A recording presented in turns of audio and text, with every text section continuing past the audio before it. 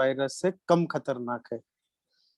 कम खतरनाक कहने का मतलब है कि पिछले बार ऑक्सीजन की रिक्वायरमेंट जो पड़ रही थी वो करीब 12-13%, 15% पॉपुलेशन को पड़ रही थी, और 5%, 3 से 5% लोग थे जो सीरियसली इल हो रहे थे, जिनको आईसीयू और वेंटिलेटर की जरूरत पड़ रही थी। इस बार भी ये आंकड़ा लगभग ऐसे ही है, लेकिन प्रतिशत वाइज मैं कह रहा हूँ, परसेंटेज वाइज।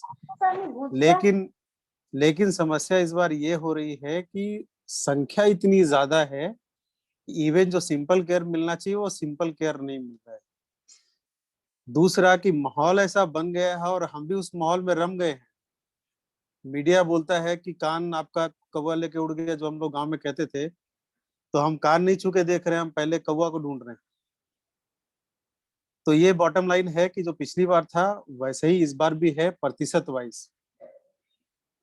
अब आते हैं कि सीरियस कौन हो रहे हैं, कौन सा पॉपुलेशन रिस्क पे है। तो इस बार भी पॉपुलेशन वही रिस्क पे है जो पिछली बार था। तो चाहे उम्र दराज हो, हार्ट की बीमारी वाले हो, किडनी वाले हो, कैंसर वाले मरीज हो, डायबिटिक हो, ब्लड प्रेशर की शिकायत वाले हो, इनकी रिस्क की लेवल जैसे पिछली बार थी वैसे ही है। पिछली बार जो कहते थे स्ट्रोक, लकवा मारना जो होता है ना, और हार्ट अटैक होना, पैर के नसों में ब्लड का थक्का जमना, ये सब बहुत ज्यादा हो रहा था। इस बार उतना नहीं है, इस बार उतना नहीं देखा जा रहा है। तो मैं फिर से ये कह रहा हूँ कि इस बार का वायरस इतना ताकतवर नहीं है जितना पिछली बार था। इस बार की वायरस की ताकत ये है कि वो पिछली बार वाला जो वायरस था वो एक आदमी से 5, 7, 8 तक पहुंचता था, ये 50, 60, 70 तक पहुंच रहा है। इन्फेक्शन फैला ज्यादा रहा है, बट इन्फेक्शन का जो ताकत है वो उतना नहीं। इसका मतलब ये है कि जो हम देख रहे हैं, इतनी मौतें या इतने खराब हालत में देख रहे हैं, वो इस कारण से है कि इवन बेसिक बेसिक सुविधाएं नहीं मिल पा रही है। सो बेसिक सुविधाओं में एक सुविधा है ऑक्सीजन की। ऑक्सीजन की उपलब्धता ना होने का दो रीजन है। एक तो है कि ओवरऑल डिमांड बढ़ गया है, इसलिए भी कम पड़ रहा है, ट्रांसपोर्टेशन की हो या जो भी हो। दूसरा है कि नॉन नीडेड लोग भी जो हैं वो। तीसरा बात ये है कि हम इंफॉर्मेशन के क्राइसिस या पॉइजनिंग में चल रहे हैं।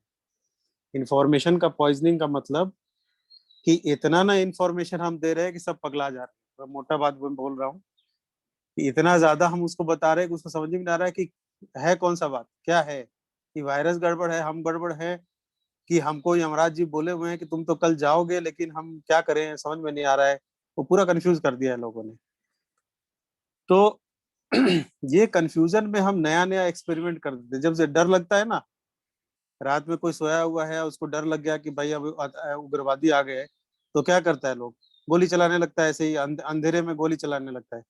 ऐसे ही हम गोली चला रहे हैं। कभी हम रेमडेसिविर नाम की दवाई खा ले रहे हैं, कभी जमा कर ले रहे हैं, कभी जिसको ऑक्सीजन की जरूरत नहीं वो ऑक्सीजन पिए जा रहा है, कोई ये दवाई खरीदने पे जा रहा है, कोई 6 दवाई खा रहा है, कोई 15 दवाई खा रहा है। अजीब अजीब सी बात हो रही है। तो पहले तो ये है कि ये हम समझ लें कि वायरस की जो विरुलेंस है, पावर है, मारक क्षमता है, वो उतनी नहीं है। इन्फेक्शन फैलाने की क्षमता जरूर बेशक ज्यादा है, इसमें कोई डाउट नहीं है। तो जो प्रिकॉशन है आज के डेट में, मुझे बताने की जरूरत नहीं है कि हैंड वॉश करना, डिस्टेंसिंग रखना। और हम कहते हैं कि सोशल डिस्टेंसिंग सही वर्ड नहीं है, सामाजिक दूरी नहीं, शारीरिक दूरी।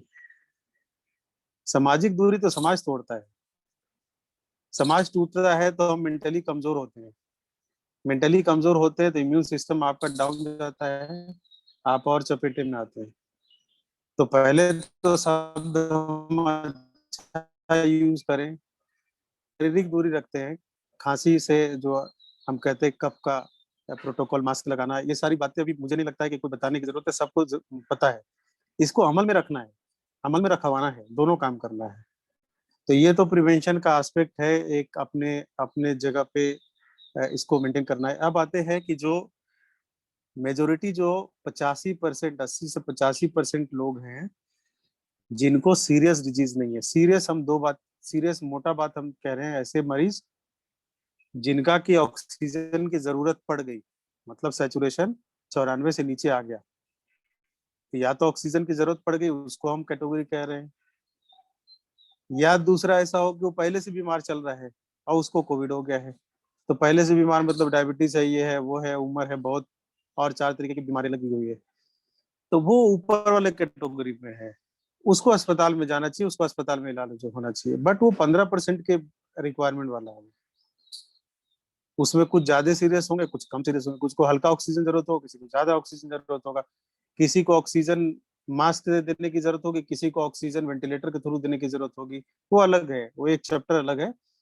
बट ये जो 85% है जो आराम से घर पे प्रॉपर केयर करके आराम से ठीक हो सकता है, जैसे अभी प्रकाश सर ठीक हो रहे हैं, मैं ठीक हो रहा हूँ, मेरी मदर ठीक हो रही है, डायबिटिक है फिर भी ठीक हो रही है, ऐसे हमारे बहुत सारे साथी जो अभी जुड़े हुए हैं इस पोर्टल पे, ऐसे बहुत सारे लोग होंगे जो इससे रिकवर कर रहे हैं। तो अगर ये 80-85% पॉपुलेशन अगर अपने आप को संभाल के रखे और भीड़ में ना घुसे और फालतू के परेशान ना हो, तो जो 15% है उनको भी जगह मिलेगा, उनका भी केयर हो जाएगा, उसमें भी से भी ज्यादा बचेगा। तो ये पहले तो है कि पहले हम अपना चित्त शांत करें, मन शांत करें, ये हम माने। जो पुराने जमाने से हमारे पूर्वज भी कहते थे और हम लोग पढ़ते भी थे, बहुत सारे लिटरेचर में हर के हैं, चाहे चाहे किसी भी धर्म का हो, सब लिटरेचर में कहता है ऊपर में कोई ना कोई शक्ति है, वो आपको केयर करता है, जब आपका टाइम है आप जाएंगे। मान लेते हैं आज से, हम क्यों पागल होके चले जा रहे हैं, इधर उधर भाग के कर रहे हैं। हम मन शांत करते हैं, हम अपना काम करते हैं, हम अपना काम करें, हम उस पर ध्यान दें, हम अपने परिवारजन का ध्यान दें, हम अपने दोस्तों का साथियों का ध्यान दें। ना कि हम कहे कि अरे हम तो मरने वाले हैं, तू भी मरेगा। हम आजकल क्या बात करते हैं, हम यही बात करते हैं कि अरे हम तो जाने वाले हैं ही, हमको तो हो गया कोरोना, और देखो तुम भी मेरे साथ खाना खाया था तो तू भी बच के रहो। अब वो क्या सोचता है कि बाप रे ये तो इतना बड़ा एक्सरसाइज करता था, ये तो जाएगा, हम भी जाएंगे। तो हम नेगेटिव चीजें ज्यादा फैलाने में विश्वास रखते हैं, इसको थोड़ा हम कंट्रोल करें, कोशिश करें इस पे कम से कम ध्यान दें, और जो भी पॉजिटिव बातें हैं उसको हम फैलाएं। अब आते हैं कि बीमारी के बारे में थोड़ी जानकारी हम दे दें। तो यूजुअल जो इस बार देखा जा रहा है, सिम्टम अलग अलग तरीके के आ रहे हैं। जो सबसे कॉमन इस बार भी है बुखार, और एक गले में खराश, खांसी। कुछ लोगों को डायरिया भी हो रहा है इस बार, पिछली बार डायरिया का संख्या बहुत कम था। ठीक है। कोई जरूरी नहीं, एक पूनम मैडम है, उन्होंने लिखा है कि क्या आना जरूरी है क्या बुखार। कोई जरूरी नहीं, बहुत सारे ऐसे भी हैं जिनको बुखार कभी आया ही नहीं, 2-3 दस्त हुए, उल्टियां हुई, 1-2 दिन के बाद उन्होंने अपना ध्यान रखा, वो ठीक हो गए, उसके बाद उनको पता भी नहीं चला कोरोना पॉजिटिव है। कुछ लोगों को आया कि आंखों में लालीपन आ गई, देह जो है बॉडी एक शुरू हो गया, हाथ पैर में दर्द, लगता है कि कमजोर हैं, हमको ताकत नहीं मिल रहा है, जिसको हम लोग मैलेज बॉडी एक कहते हैं, उस तरीके का सिम्टम आया। उसके बाद वो ठीक हुए तो ठीक ही हो गए।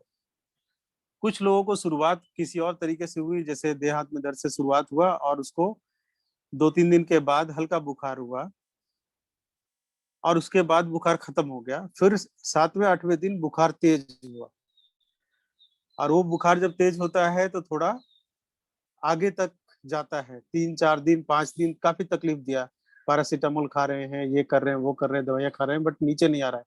थोड़ा बहुत नीचे आता है फिर चढ़ जाता है, फिर वो बुखार खत्म हुआ, उसके बाद एकदम ठीक। कुछ लोग है कि बुखार बढ़ना शुरू हुआ, उसके बाद उनका ऑक्सीजन लेवल गिरना शुरू हुआ, और वो फिर अस्पताल की तरफ गए, अस्पताल में केयर मिल गया, ठीक हो गए, केयर नहीं मिला, कम केयर मिला, कोई और बात हो गई, तो वो शायद बचना मुश्किल हो गया उनका। तो ये कॉमन ट्रेंड है डायरिया। पहले तो बुखार, खांसी।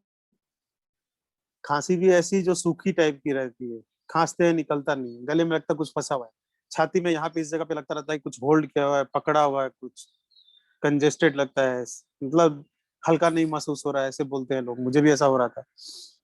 तो ये बहुत कॉमन है।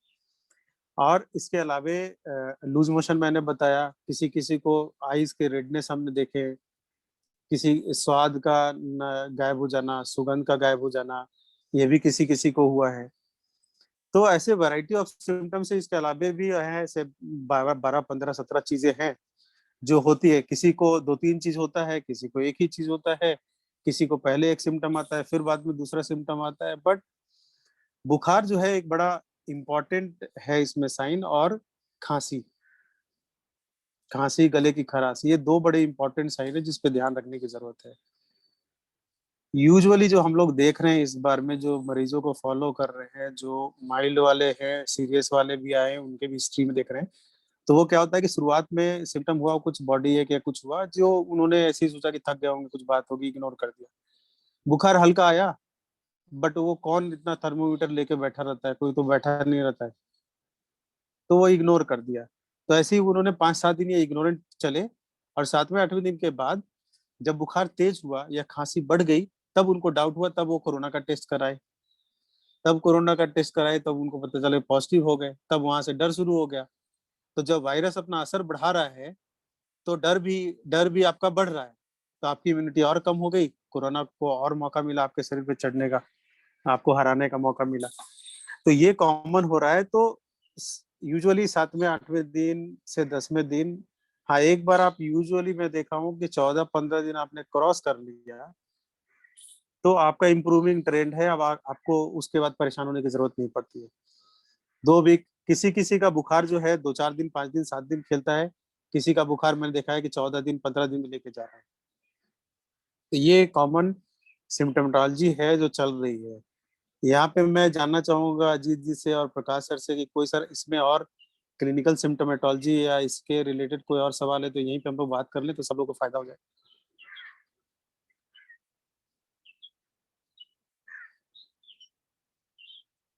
अजीत जी। इसमें कितने लोगों को, कुछ कुछ लोगों को वीकनेस भी हो रहा है।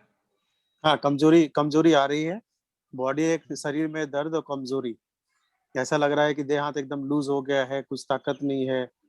तो ऐसे कुछ लोगों को ये भी कंप्लेंट हुआ है, सही बोल रहे हैं आप। और कुछ रेकरेंस हो रहा है, मतलब कुछ दिनों का गैप रह जा रहा है, फिर फीवर हो जा रहा है, और तो वही फिर बताया ना सर, फीवर मैंने जो जो बताया, मैंने बताया सर, शुरुआत में क्या है कि पहला सिम्टम आपको सपोज गले में खराश हुआ, तो आपने सोचा कि लगता है कोल्ड ड्रिंक्स पी लिए, लगता है फ्रिज का हाँ पानी पी लिए, आपने हाँ इग्नोर कर दिया।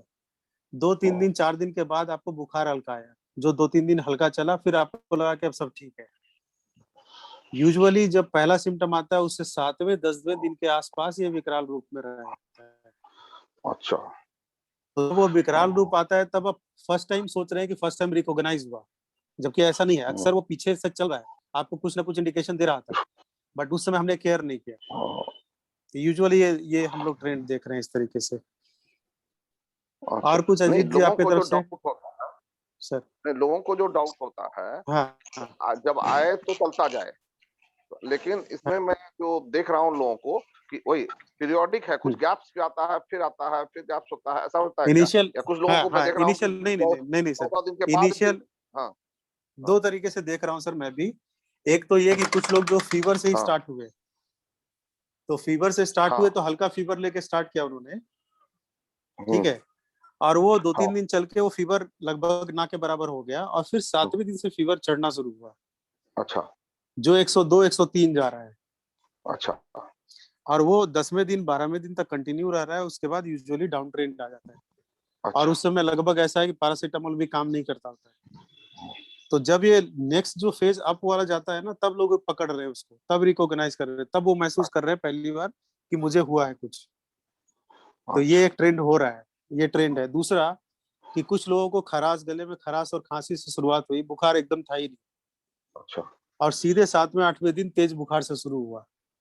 हाँ बट अक्सर जो डिटोरिएशन आप लोग देख रहे हैं, वो बुखार का लेना देना उसमें रहता ही रहता है।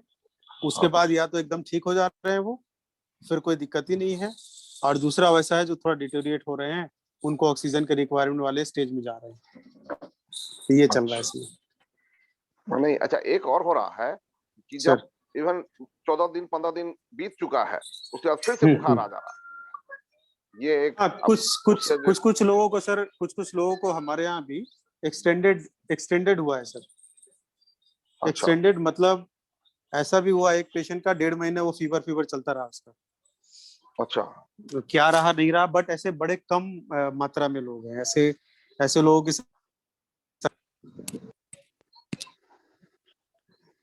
ठीक ठीक, मोटा मोटी यही चीज चल रहा है, तो इसी में लोग कंफ्यूज रहते हैं कि लोग ये जो नया फीवर आ रहा है, नया सिम्टम्स आ रहा है, ये रिलेटेड है कोविड से, या कोविड से हम फ्री हो गए और तब ऐसा हो गया। हम 10 दिन बिता भी लिए, 12 दिन बिता भी लिए, और तब फिर अगर फीवर आने लगा तब तो फिर लोग घबरा जाएंगे ज्यादा। नहीं, थोड़ा सा देखिए, वेरिएशन तो शरीर शरीर से वेरिएशन है, और थोड़ा वायरस के लोड पे भी वेरिएशन है। आपकी care during that period, care कैसा चल रहा है उस पर भी वेरिएशन चल रहा है। बट बाई एंड लार्ज मैं जो बात कर रहा था, बाई एंड लार्ज जो मोटा मोटी मैक्सिमम लोगों को जो दिख रहा है वो उस तरीके के ट्रेंड दिख रहे हैं। अच्छा, एक और जो चीज दिख रहा है यहाँ पर कि कई में जो टाइफाइड वाला सिम्टम है, सुबह में थोड़ा कम रहा, फिर शाम को ज्यादा हो गया, इस तरह का फीवर भी आ रहा है। तो लोग ये कंफ्यूज कर रहे हैं कि टाइफाइड का सिम्टम है या कोविड का सिम्टम है, ये बहुत क्लियर नहीं है। तो इस तरह की बातें कई जगह पर आ रही है, मतलब रेकरेंट फीवर, किसी किसी को 8-8 घंटे पर फीवर रेकर कर जा रहा है। तो ये मैंने ये थोड़ा सा कंफ्यूजिंग ये सिम्टम्स दे रहा है।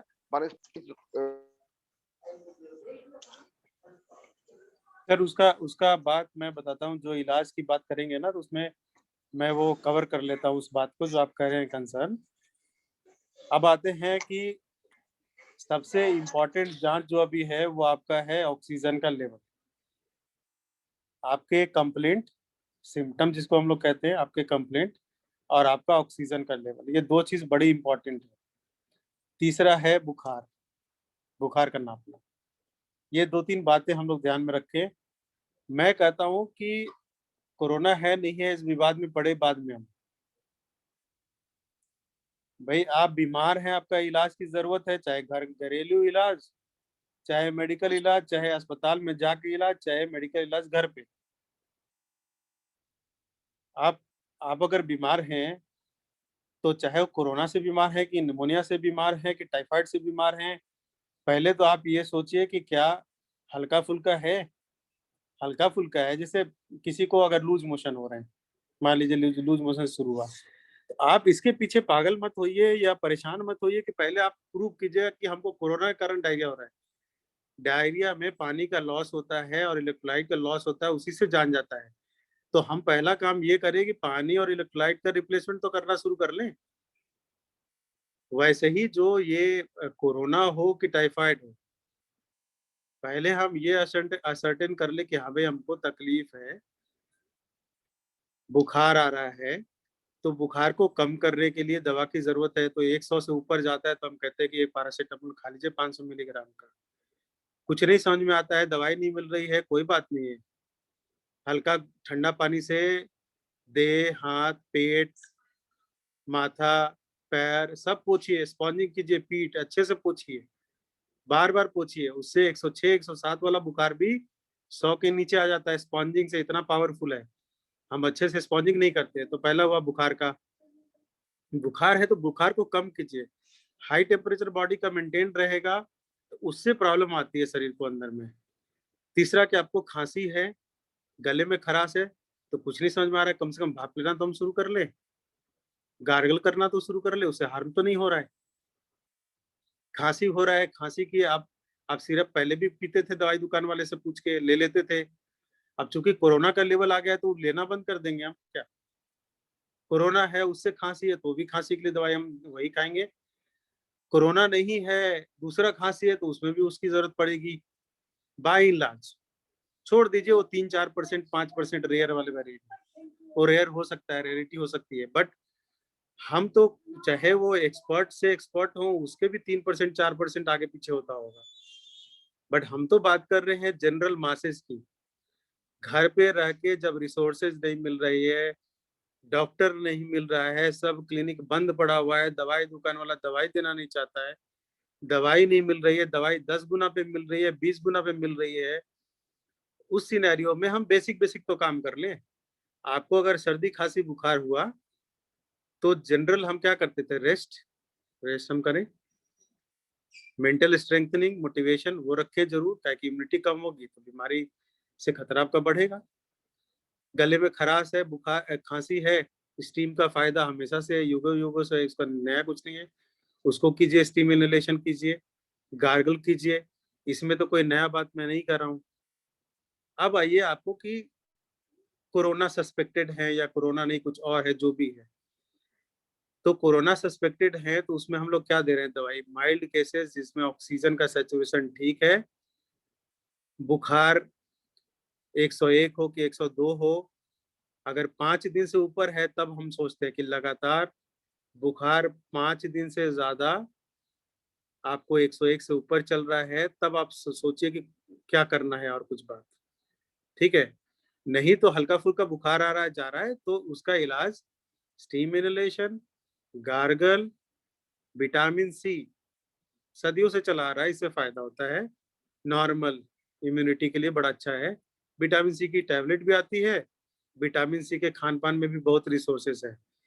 आंवला वर्ल्ड का सबसे रिचेस्ट विटामिन सी का सोर्स, आंवला अभी 200 रुपए किलो हो गया है, जो 20 रुपए भी ना पूछते थे हम।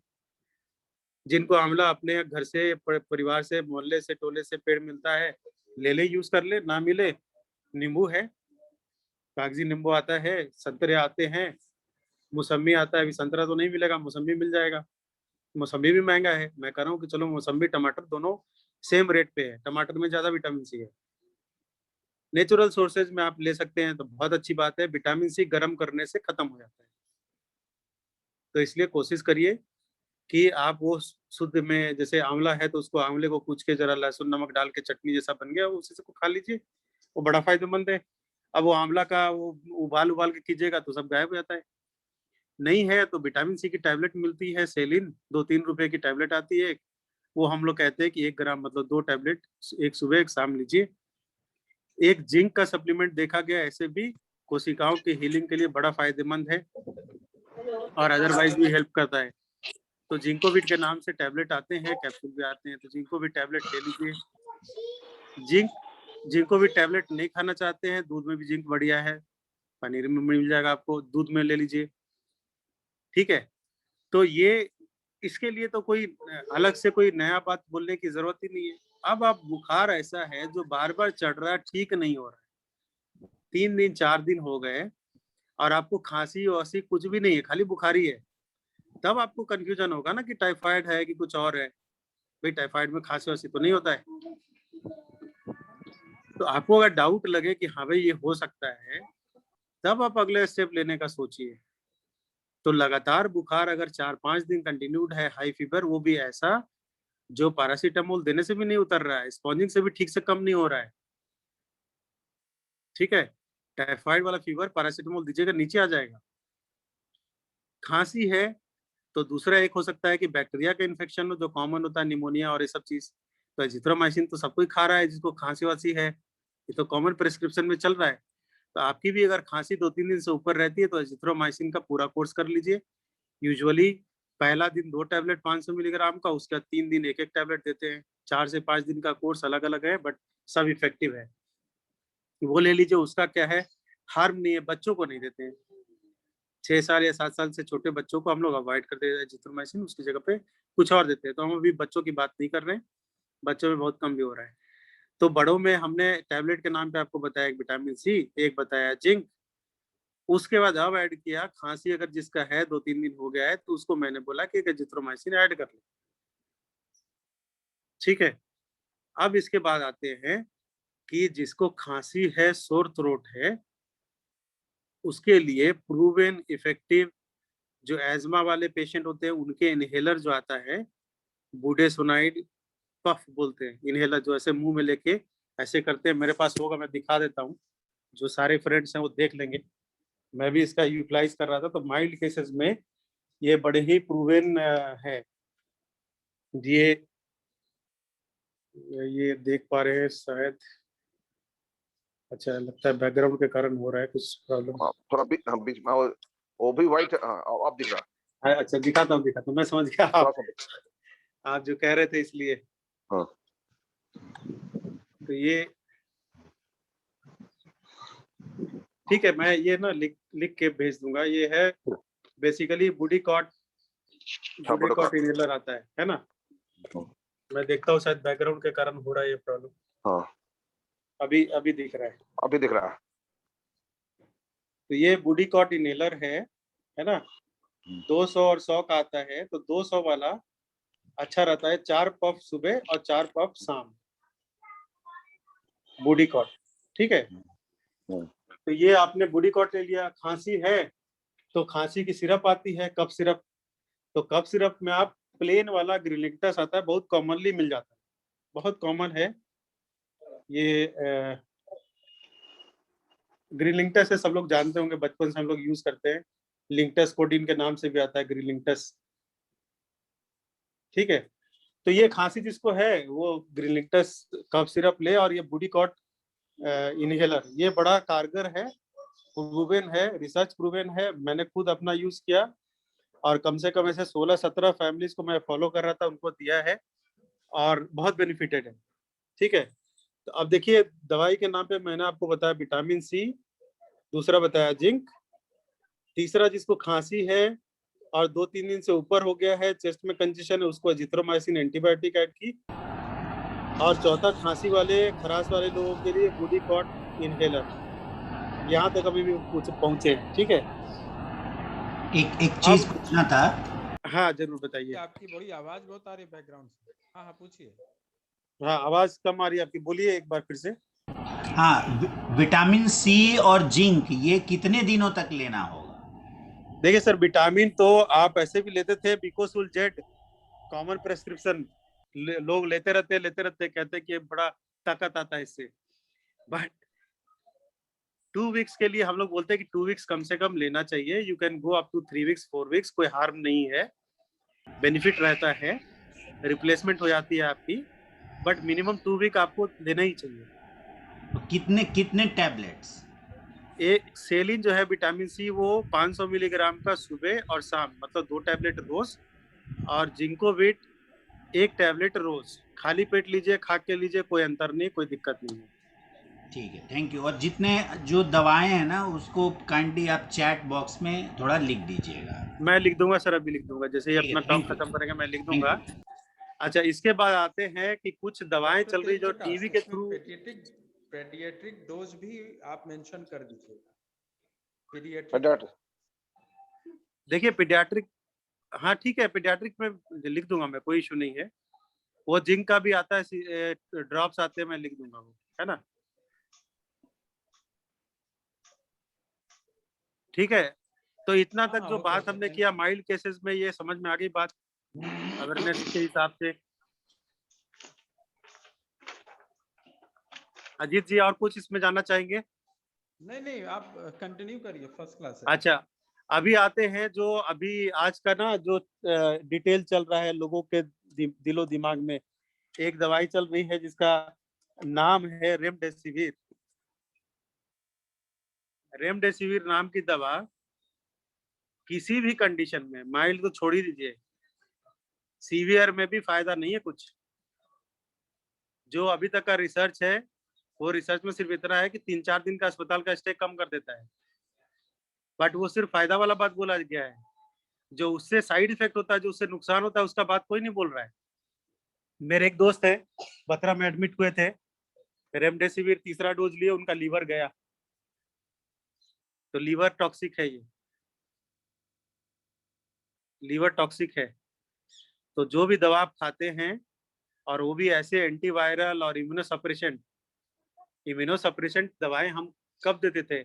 कॉमनली कैंसर वाली चीजों के लिए देते थे। कॉमन जो है, आप और हम क्या नॉर्मल डेज में कैंसर वाली दवाई बैठ के खा सकते हैं? क्या हिम्मत है?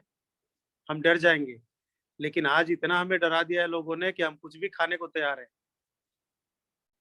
तो रेमडेसिविर का कहीं से भी कोई उपयोग नहीं है।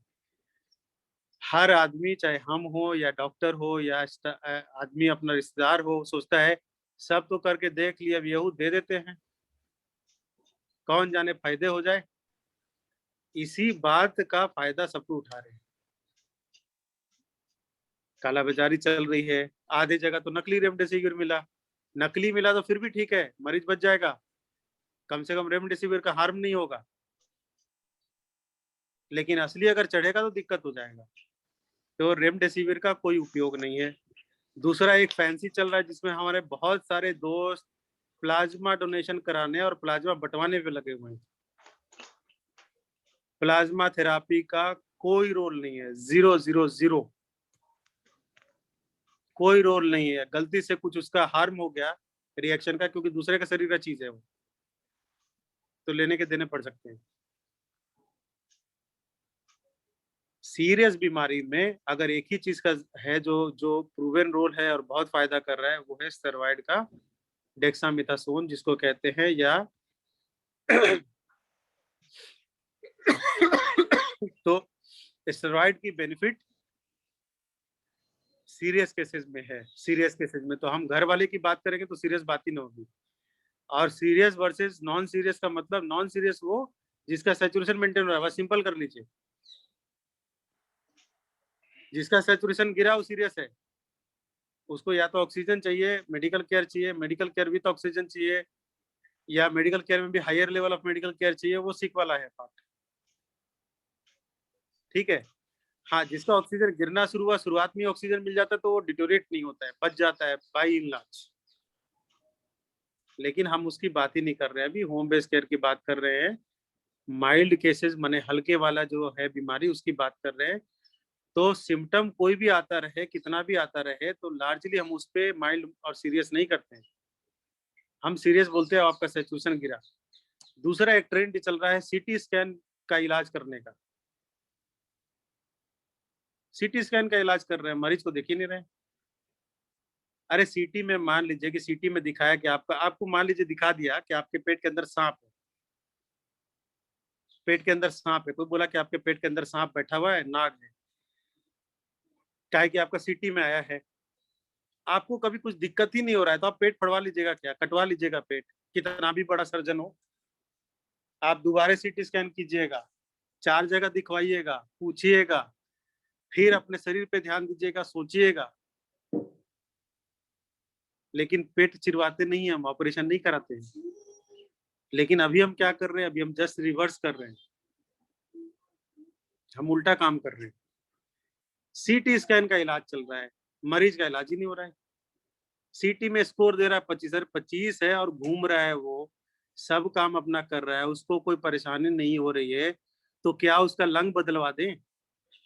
क्या करें हम, बताइए। ऐसे कॉमन सेंस हम छोड़ के अनकॉमन पे जा रहे हैं। दोनों रीजन से, एक तो बिजनेस की लॉबी लगी हुई है जो हर को सीटी स्कैन कराना चाहता है, और ये स्कोर इसलिए दिया गया है कि लोग डरें। एक बार स्कोर आपका 12 आया तो आप सोचिएगा कि एक बार दोबारा कराते 11 हो गया क्या, ताकि आपको खुशी मिले। पहले हम बोलते एक सीटी स्कैन जो छाती का होता है 400 से 500 एक्सरे चेस्ट के बराबर होता है। कोई नॉर्मल आदमी को इतना हिम्मत है कि बैठ के इतना एक्सरे करा ले? जल जाएगा वो आदमी। अगर ठीक हो गया तो 10 साल के बाद वो कोई ना कोई कैंसर से ग्रसित दिखेगा ही दिखेगा 100% आपको, चाहे वो ब्लड का कैंसर हो, चाहे कोई और कैंसर हो, होना है।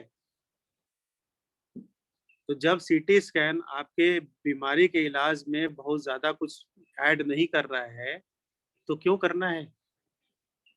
सीटी स्कैन का रोल वहां है जब आदमी अस्पताल में भर्ती हो गया, उसको देखना चाहते हैं कि भाई इसको सीवियर वायरल निमोनिया के साइड चला गया है या कुछ और है बात, लंग का स्टेटस थोड़ा ठीक है, जल्दी निकल जाएगा क्या, लेट से निकलेगा क्या, या वैसा केस जिसको लग रहा है आपको कोरोना है लेकिन उसका आरटीपीसीआर या कोरोना का टेस्ट निगेटिव आ रहा है।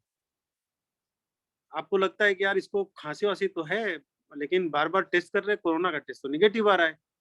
हो सकता है क्योंकि कोरोना का टेस्ट जो आरटीपीसीआर है उसकी एफिकेसी 80-90% ही है, 10% स्टिल मिस हो सकता है।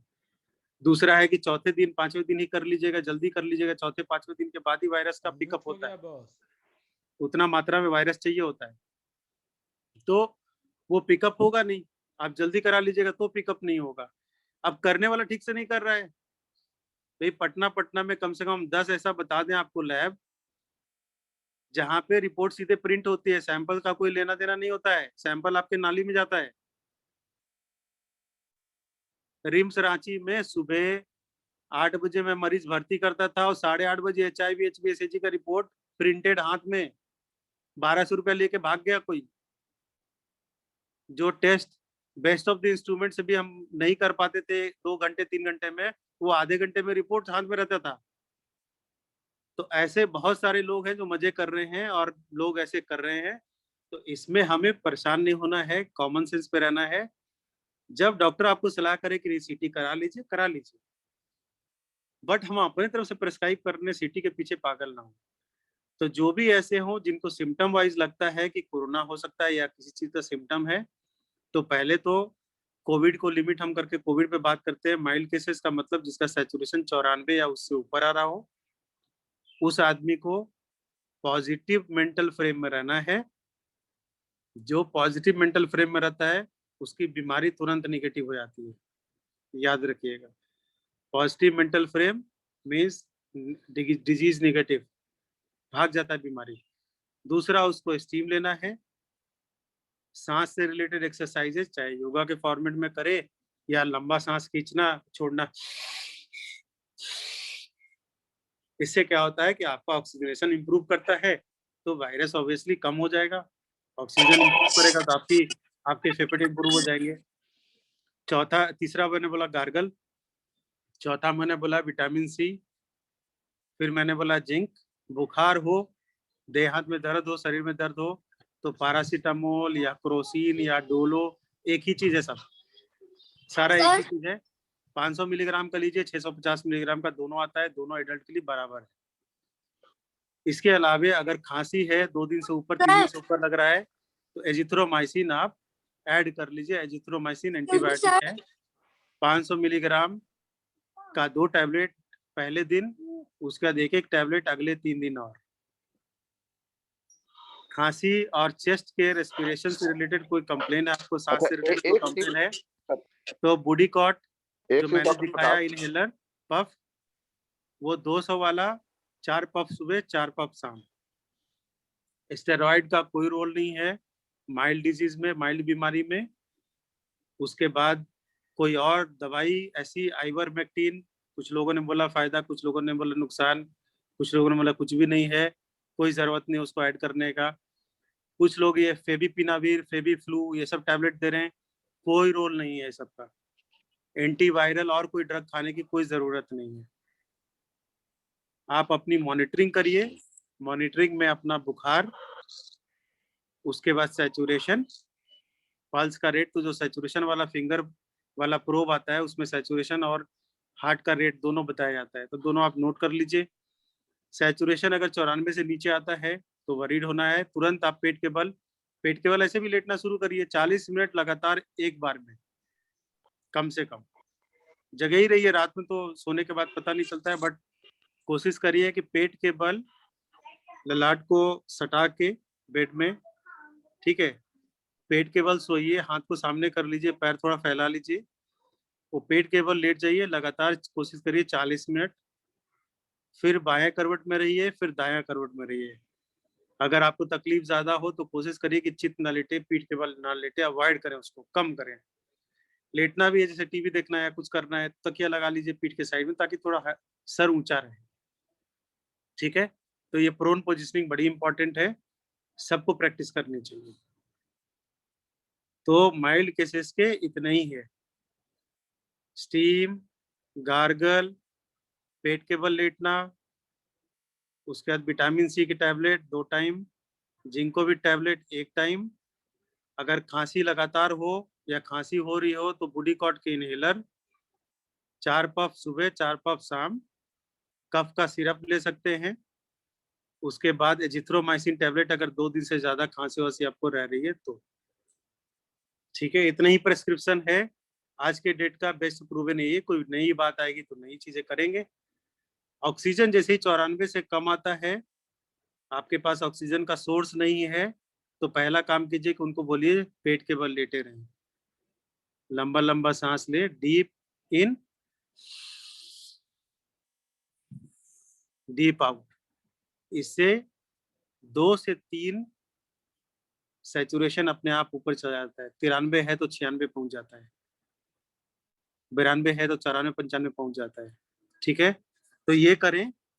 अगर उसके बाद भी नहीं इंप्रूव हो रहा है तो आपको मेडिकल केयर चाहिए,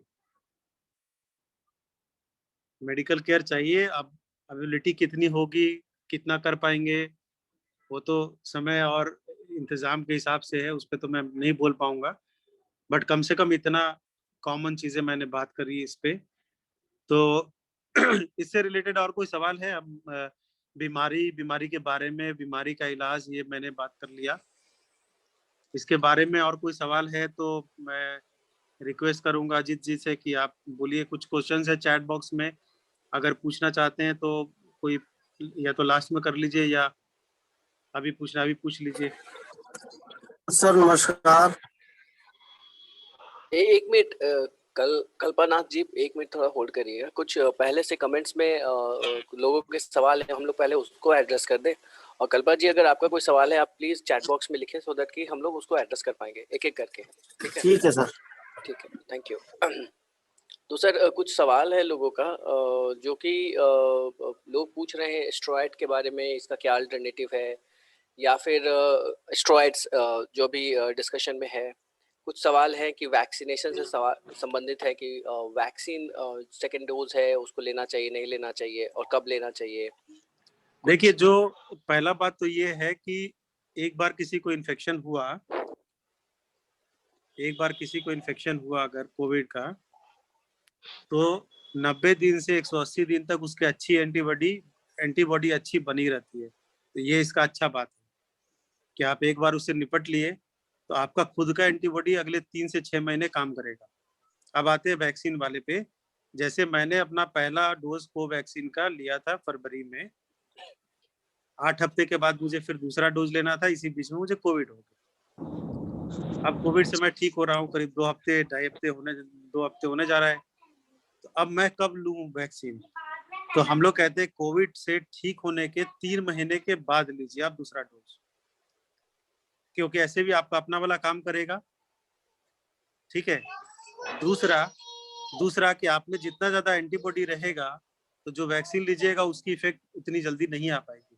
तो जो अभी का करंट रिकमेंडेशन है वो यूजुअली हम बोलते हैं मिनिमम 8 वीक्स के बाद, ऐसे आइडियल में 3 महीने हम लोग कहते हैं कि 3 महीने के गैप के बाद आप लीजिए। और कोविड जिन्होंने कोविड का वैक्सीन चाहे सिंगल लिया है डबल लिया, उन सब को हमने देखा है कि उनकी डिजीज की, बीमारी की जो तीव्रता है और सीरियसनेस है बहुत कम रही है। ये बड़ा बेनिफिशियल है वैक्सीन।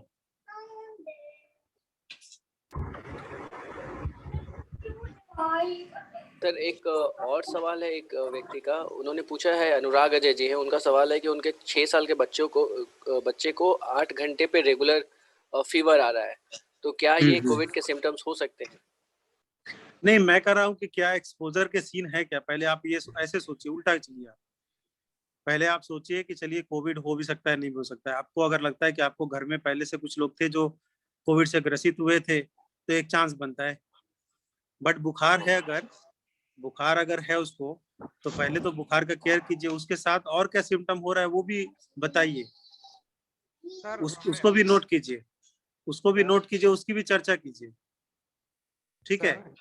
खाली बुखार, हाँ के बारे में जो चैट बॉक्स में डाला था, ये उसको सर्दी था पहले, उसके बाद ये कन्वर्ट हुआ फीवर में, और स्टमक में पेन का कंप्लेन वो करता है कभी कभी, और कोई सिम्टम नहीं। मैं बोल रहा हूँ कि ये देखिए, चाहे ये बुखार कोरोना वाला हो चाहे नॉन कोरोना वाला हो, इलाज तो वही है ना। बुखार कम करना है, बुखार कंटिन्यूड रहेगा तो कुछ बेसिक जांच करानी होगी, एक डॉक्टर को एक बार कंसल्ट हो जाना चाहिए। बुखार के साथ खांसी वासी हो रही है तो डॉक्टर को कंसल्ट तब हम कराया, सोचेंगे माइसिन और पैरासीटामोल और मल्टीविटामिन शुरू करने को बस। अभी आप केयर कीजिए। देखिए, कॉमन फ्लू के कॉमन वायरल इन्फेक्शन भी हो रहे हैं। मैं कह रहा हूँ कोरोना भी अगर है तो ये तो माइल्ड ही है ना। यस आप उनका मॉनिटरिंग कीजिए, सिम्टम का मॉनिटरिंग कीजिए, सैचुरेशन का, पल्स का, नब्ज का। ठीक है। बुखार का चार्टिंग कीजिए आप। देखिए कोई और भी बात है क्या साथ में, उसको नोट कीजिएगा, उसको बात कीजिएगा, बताइएगा तो ज्यादा आसानी से पिकअप हो जाएगा। मैं ये जानना चाह रहा था आपसे कि ये जो पैटर्न ऑफ फीवर का रिकर होने का है, क्या ये कोरोना के से रिलेटेड है क्या मैं भी भाई अभी तो जब तक देखिए 2 बात हो रही है ना। एक तो बात ये है कि 1-2 लाख मरीजों का डाटा आ जाता तब तो बोलते भी, लेकिन उससे ज्यादा इम्पोर्टेंट है कोरोना से 6170 वेरिएंट के अलग के अगेंस्ट में तो आपका एक वैक्सीन काम कर रहा है, मतलब 6000 से ऊपर टाइप के तो कोरोना वायरस घूम रहे हैं। तो कौन से वायरस का कौन सा ट्रेंड बात कर लेगा आदमी, कैसे कैसे पक्का कर लेगा? हो सकता है कि पटना में कुछ और हो, महाराष्ट्र वेरिएंट अलग है। आप, मेरा कहना है कि क्यों उसके पीछे आप परेशान हो रहे हैं? आप सोचिए कि बीमारी हल्की है, घर में केयर हो सकता है क्या?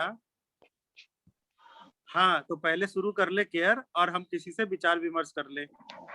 बात सीरियस हो रही है, लगता है ठीक नहीं है मामला, तो अस्पताल तो जाना ही पड़ेगा। चाहे कोरोना का इलाज कराइए, चाहे इन्फ्लुएंजा का इलाज कराइए, जो भी करेगा डॉक्टर को करने दीजिए ना जाने के बाद। एक्सक्यूज मी सर, सर एक चीज पूछना था। मेरे फादर 75 ईयर ओल्ड हैं और वो कार्डियक पेशेंट हैं। 2 बार अटैक आ चुका है और स्टेन लगा हुआ है। सर क्या उनको टीका दिलवाना सही रहेगा? 100%, 100%, 100% टीका ही उन्हें नहीं, लेकिन बचाएगा ये अगर आगे। डॉक्टर तेज प्रकाश जी, ये प्राथमिकता में ये सब सारे लोग थे। हाँ हाँ, हाँ, वही तो मैं कह रहा अभी हूँ। तक ये नहीं तो लगा, ये पहला, आश्चर्य का विषय है। मैडम पहला लॉट में हम तो सबसे पहले फ्रंटलाइन वॉरियर के अलावे हाई रिस्क तो यही है ना मैडम? जी जो सर। आप कह रही नहीं वही तो सर, हाई रिस्क बहुत है। लोगों जी सर, बहुत लोगों ने क्या कहा कि जो हार्ट पेशेंट है उनको नहीं दिया जाए कि उनको ब्लड क्लॉट नहीं करता नहीं है। मैडम, यही तो, ये लोग कहाँ से आ रहे हैं मुझे समझ में नहीं आ रहा है। ये लोग, हम लोग सुन रहे हैं इसलिए आ रहे हैं हमारे कानों में। देखिए हमारे पास तो इस बार मैं कहा ना जी कि सर। जो भी वैक्सीनेटेड आ रहे हैं, जिनको, आप तो स्टेंट की बात कर रहे हैं, मैं तो कर रहा हूँ जिनका पूरा ट्रिपल नहीं, बाईपास ये हुआ है, मनमोहन सिंह, बाईपास वाले हैं, डॉक्टर किडनी मनमोहन पतली सिंह हुई है, भाई, डॉक्टर वो भी मनमोहन ठीक सिंह हो तो, गए। डॉक्टर मनमोहन सिंह को तो वो है ना, प्रॉब्लम थी, तो भी वैक्सीन बाईपास के वाले हैं कारण भाई, वो बचे। बाईपास वाले हैं, जी सर। वो भी हमारे यहाँ भर्ती थे, अब तो ठीक है। Okay okay, thank you sir. Sir मेरा एक सवाल है। मेरी मदर है जो फर्स्ट डोज ऑलरेडी ले चुकी हैं और अभी एलिजिबल है सेकंड डोज के लिए, मगर उनको करेंटली अभी वीकनेस है पिछले 4-5 दिनों से, तो क्या वो सेकंड डोज अभी ले सकते हैं या फिर हमें पोस्टपोन करना चाहिए? नहीं, देखिए, जस्ट वीकनेस के लिए परेशान मत होइए। ओके सर, तो सेकंड डोज हम ले सकते हैं? भाई कोई और बात होती है। देखिए, कोरोना सबसे ज्यादा लंग्स को अफेक्ट कर रहा है। Okay sir. ये तो सबको अब पता है आज की डेट में। बिल्कुल सर। इतना बात हो गया है, तो लंग्स को अफेक्ट करेगा तो चाहे सांस तेज चलने लगे, खांसी आने लगे, सांस में तकलीफ होने लगे, कुछ तो होगा, कुछ तो देगा साइन सिम्टम। जी सर। अब कुछ है ही नहीं तो काहे के लिए हर चीज को, अब हम क्या जोड़ते थे वो कि पीपल के नीचे शाम को चला गया था इसलिए भूत पकड़ा होगा, क्या कि पीपल के नीचे हो गया है। भले ही उसको सीजर आ रहा हो, मिर्गी का दौरा हो, तो भी वो भूत ही है, काहे कि पीपल के नीचे गया था। तो अभी हर चीज में क्या है, कोरोना ही बदनाम हो रहा है। जी सर। आप वॉच कर लीजिए, मे भी वाइज होगा कि 2-4 दिन फॉलो कर लीजिए। Okay sir. अगर ठीक रहता है तो फिर जरूर दिलवाइए, क्यों नहीं दिलवाना है। Okay, thank you very much sir, thank you. Sir एक और सवाल है पार्टिसिपेंट का, रूपाश्री जी हैं, उनका है सवाल कि वैक्सीन के बाद फीवर आता है, ये सही है या गलत है, अच्छा साइन है या बुरा साइन है? कोई भी वैक्सीन हम देते हैं ना, कोई भी वैक्सीन हम देते हैं, स्पेशली जो वायरस के अगेंस्ट वाली वैक्सीन होती हैं, फीवर, बॉडी एक, वीकनेस थोड़ा होता है, ठीक है। तो ये थोड़ा बहुत फीवर आना, वो आपका जो वैक्सीनेशन दिया होगा ना, उसके मिनिस्ट्री के गाइडलाइन देखिएगा, मिनिस्ट्री की वेबसाइट पे लिखा हुआ है वैक्सीन के बाद क्या क्या एक्सपेक्टेड है, क्या क्या हो सकता है। होता है बुखार उखार थोड़ा बहुत आता है, कंटिन्यूअस लगातार तेज बुखार, उसके साथ खांसी वासी भी आ रहा है, ऐसा कुछ हो तब ना परेशान हो। हल्का फुल्का बुखार आ रहा है तो वॉच कीजिए, मॉनिटर कर लीजिए क्लोजली, 2-4 दिन देख लीजिए, ठीक हो रहा है तो अच्छी बात है, नहीं हो रहा है तो उसमें एक नंबर भी देते हैं यूजुअली जहाँ पे वैक्सीन लगता है कि कुछ बात है, कोई कंप्लेंट, तो उसको फोन कर लीजिए। ऐसे कोई घबराने की बात नहीं, होता है। सर एक और सवाल है प्रीति सिंह जी का, उनका सवाल ये है कि फीवर, ऑक्सीजन लेवल क्यों कम होता है, फीवर से या खांसी से, किस कारण से होता है? ये तो मैडम रिसर्च का सवाल है बहुत बड़ा, हम लोग इस पे लगे हुए हैं, बहुत सारे रिसर्च पे हम लोग लगे हुए हैं, बट एक मोटा बात बताता हूँ कि होता क्या है कि जो फेफड़े है ना, तो ये जो वायरस है वो बहुत तरीके से अफेक्ट कर रहा है। तो जो हवा जहाँ पे एक्सचेंज होता है, सो ब्लड, एक साइड ब्लड होता है और एक साइड जो आप नाक से हवा लेते हैं, तो फेफड़ों में छोटे छोटे बलून जैसे होते हैं जिसको हम अलवेलाई कहते हैं, वहां से हवा एक्सचेंज होके ब्लड में जाता है, तभी वो आपके शरीर के दूसरे अंगों को पहुंचता है। अब चाहे वो सांस ठीक से नहीं जा रही हो, तो रास्ता अगर ब्लॉक हो, जैसे एजमेटिक का चोकिंग हो जाती है, सिकुड़ जाता है हवा का रास्ता। कुछ लोगों का लंग में, फेफड़ों में पानी भर गया, ठीक है, वो बैलून में पानी भर गया, तो हवा तो नाक से ले रहा है, वहां तक जा रहा है, बट वो खून और हवा के बीच में पानी भरा हुआ है, तो वो पास ही नहीं कर पा रहा है। तो ऐसे ही बहुत सारी बातें होती है जिसके कारण हवा आप ले पा रहे हैं, बट हवा एक्सचेंज बराबर से नहीं हो रहा है। तो ये कोरोना वायरस क्या करता है कि जो फेफड़े का जो बलून है जहाँ पे हवा एक्सचेंज होता है, उसके कोशिकाओं को डैमेज कर देता है, कुछ उसके ब्लड सप्लाई को भी हैम्पर कर रहा है ये। तो दोनों बातें हो रही है वहां पे, ठीक है। अब इसके जो अंदर है उसके पीछे पड़ने के बजाय हम ये करते हैं कि भाई ऑक्सीजन ही बढ़ा दो, हर तरीके से आप ऑक्सीजन ही बढ़ा दो, तो सांस लो अच्छे से, पेट के बल लेटना शुरू करो, स्टीम लो, ठीक है, गार्गल करना शुरू करो, ये सब करना शुरू करेंगे और एक पॉजिटिव फ्रेम ऑफ माइंड में आएंगे। ये अपने आप कुछ दिन रहेगा, आपके बॉडी से लड़ाई करेगा, फिर वो अपना, आपका शरीर का खुद का जो प्रतिरोधक क्षमता है, एंटीबॉडीज है, वो आएंगे और उसको लेके चले जाएंगे, उसको मार देंगे बैक्टीरिया को, आप ठीक हो जाएंगे।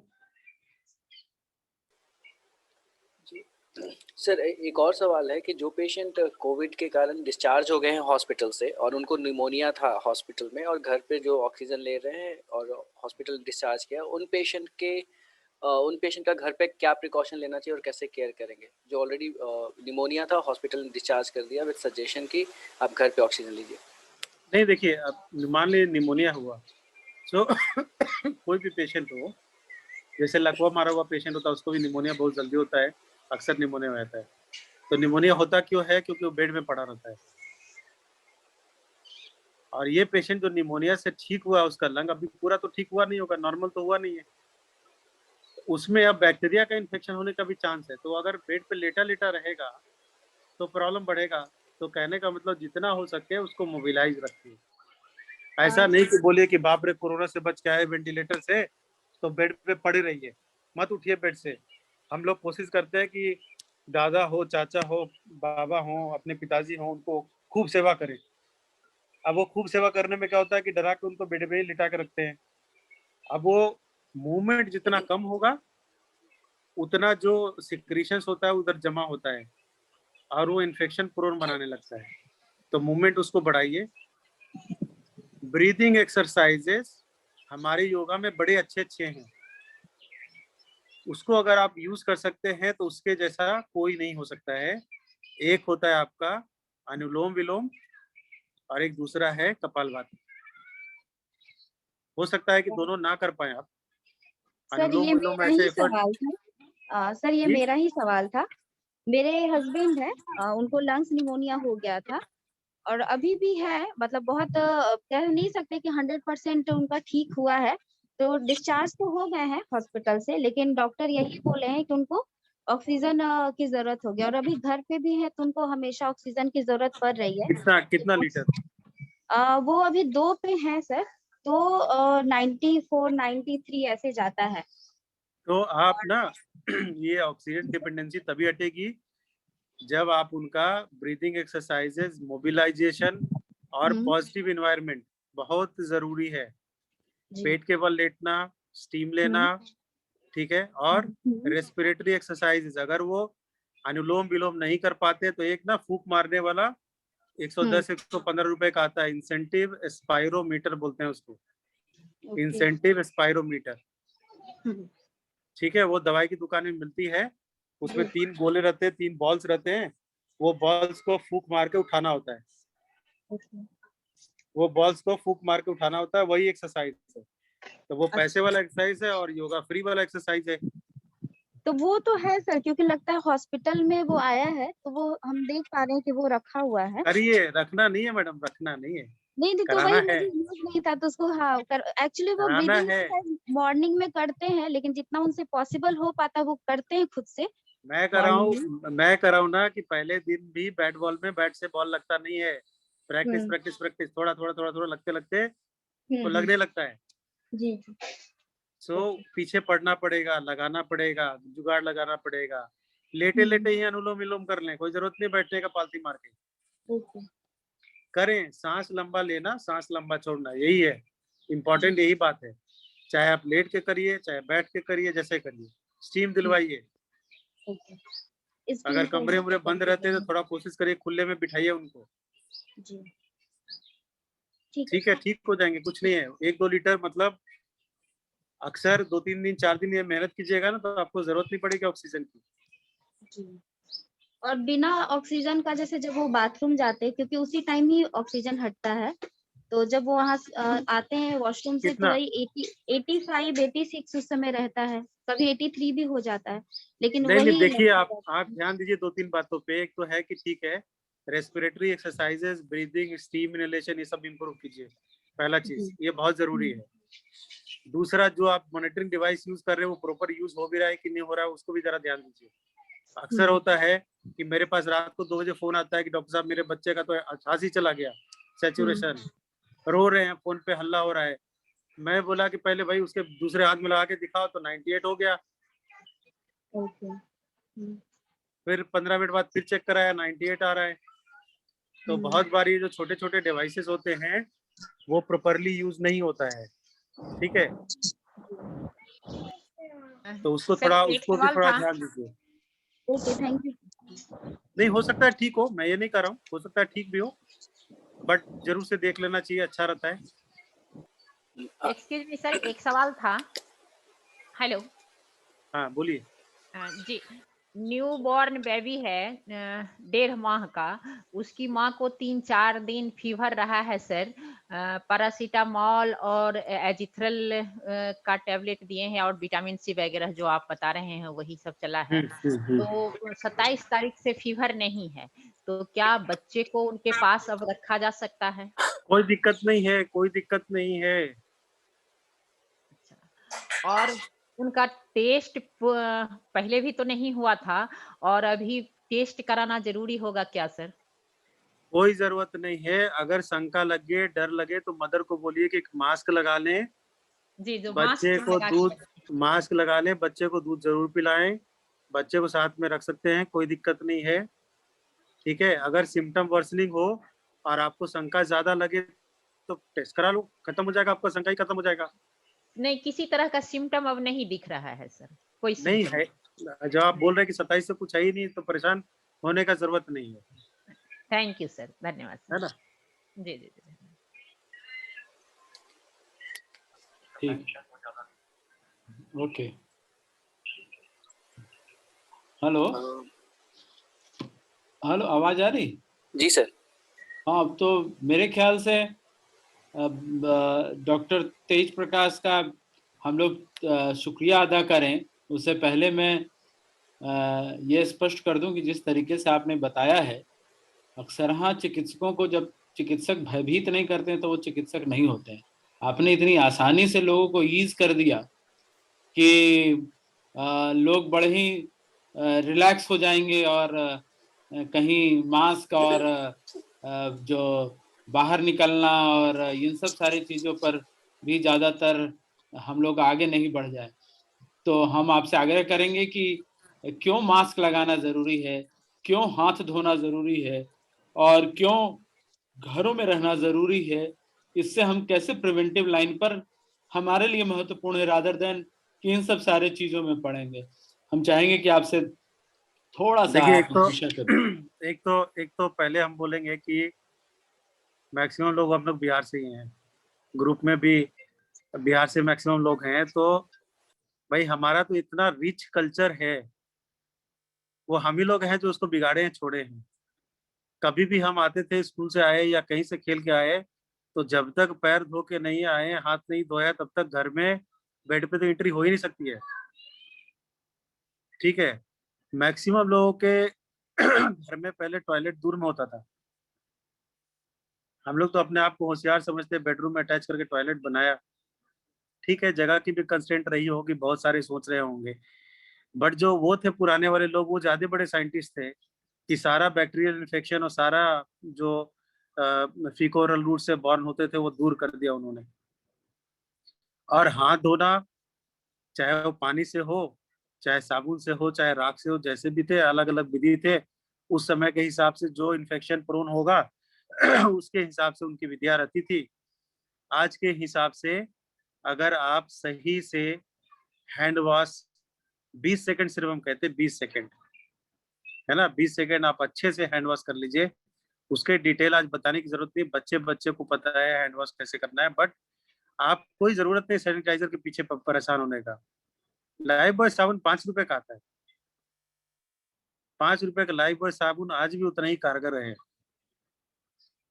छोटा रखिए लाइफ बॉय साबुन, ठीक है, उसमें यूज करिए। और सबसे जरूरी बात ये होता है कि वो साबुन ना आपके जितने नलके हैं उसके आसपास रख दीजिए। आप 15 रुपए लगा दीजिए, आप 3 जगह अगर नल है, तीनों जगह रखिए। बहुत बार क्या होता है, हमारी आदत होती है कि साबुन दिखा नहीं तो हम सोचते हैं कि चलो पानी से धो के निकल लेते हैं, उसको मौका ही मत दीजिए। तो हर जगह ये उपलब्ध कर दीजिए, चाहे आप वो वाटर सॉल्युबल वाले जो आते हैं वो रखिए, जैसे रखिए जो आपको सुविधा हो, बट सोप बेस्ट, सस्ता, लॉन्ग टर्म और हाथों के लिए भी अच्छा है। सैनिटाइजर में कुछ सैनिटाइजर ऐसे भी आ रहे हैं जिससे लोगों को खुजली भी कंप्लेन हो रहा है। सैनिटाइजर आज के डेट में बहुत बड़ा बिजनेस मार्केट है, तो कौन क्या केमिकल डाल के बेच रहा है ये भी थोड़ा मुश्किल होता है। No doubt by and large sanitisers अच्छे ही हैं, बट मैं कह रहा हूँ कि फिर भी सैनिटाइजर कॉस्टली है। आप सिंपल साबुन पानी, इससे अच्छे अच्छे वायरस आप 20 सेकेंड अगर तरीके से कर लीजिएगा तो सब क्लीन हो जाता है। दूसरा कि ऐसे लोग जिनके घर में कोविड पॉजिटिव हैं, तो जो मरीज हो जरूर मास्क लगाए, मास्क अच्छे क्वालिटी का लगाए। अच्छा क्वालिटी मतलब कपड़े वाला नहीं, या तो सर्जिकल मास्क हो या N95 आता है। जो पॉजिटिव है, सिम्टम में है, उसके लिए मैं बोल रहा हूँ कि वो जरूर अच्छी क्वालिटी का लगाए ताकि उससे दूसरे को स्प्रेड ना हो। टाइम बिंग के लिए कोशिश कीजिए कि उनके थोड़े सामान उमान अलग हो, क्योंकि वो फ्रिक्वेंटली अपने सामान टच करेंगे। जैसे उनका तकिया है, उसमें खांसी करेंगे तो हो सकता है कि सोते समय 4 बार खांसी किया, उसमें ड्रॉपलेट लगा हुआ है, कोई दूसरा आदमी उसी पे सो रहा है, उसको चांस है फिर लगने का। तो कोशिश करिए कि थोड़ा सेग्रीगेशन रहे जब तक वो सिम्टोमेटिक है। उसके पास कोई जाए, जा सकता है, कोई दिक्कत नहीं। उसके पास कोई जाए तो वो भी मास्क लगाए। अगर N95 नहीं है तो कम से कम एक सर्जिकल मास्क मरीज के लिए, एक सर्जिकल मास्क, उसके ऊपर कॉटन मास्क डबल कर ले। जो बाकी लोग उनके पास जा रहे हैं वो कोशिश करें कि एक मास्क जरूर रखे, कॉटन वाला भी रखेंगे, कोई हर्ज नहीं है, क्योंकि ड्रॉपलेट इनको इंटर नहीं करेगा। ठीक है, खांसी करे तो अवॉइड कर ले, दूर हो जाए। वो सोशल डिस्टेंसिंग में, फिजिकल डिस्टेंसिंग जो कहते हैं उस पर आ जाए वो। ठीक है, बाहर आप जाते हैं तो कोशिश करिए कि एक तो जरूरत ना पड़े तो मत जाइए। हर बीमार आदमी एक दूसरे बीमार आदमी के ऊपर लोड बढ़ा रहा है, क्योंकि अस्पताल पे लोड बढ़ रहा है। हम कोशिश करें हो ही नहीं, बीमारी की चर्चा हम क्यों करें, बीमारी से ही बचे हम। तो फिजिकल डिस्टेंस, कफ का एटिकेट, है ना,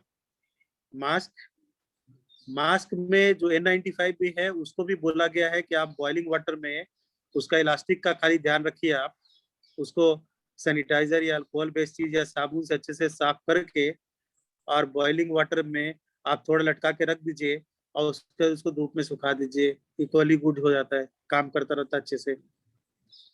जिनको सिम्टम नहीं है वो मास्क अगर यूज कर रहे हैं, वो मास्क 4 दिन छोड़ के फिर दोबारा यूज करेंगे, कोई दिक्कत नहीं है।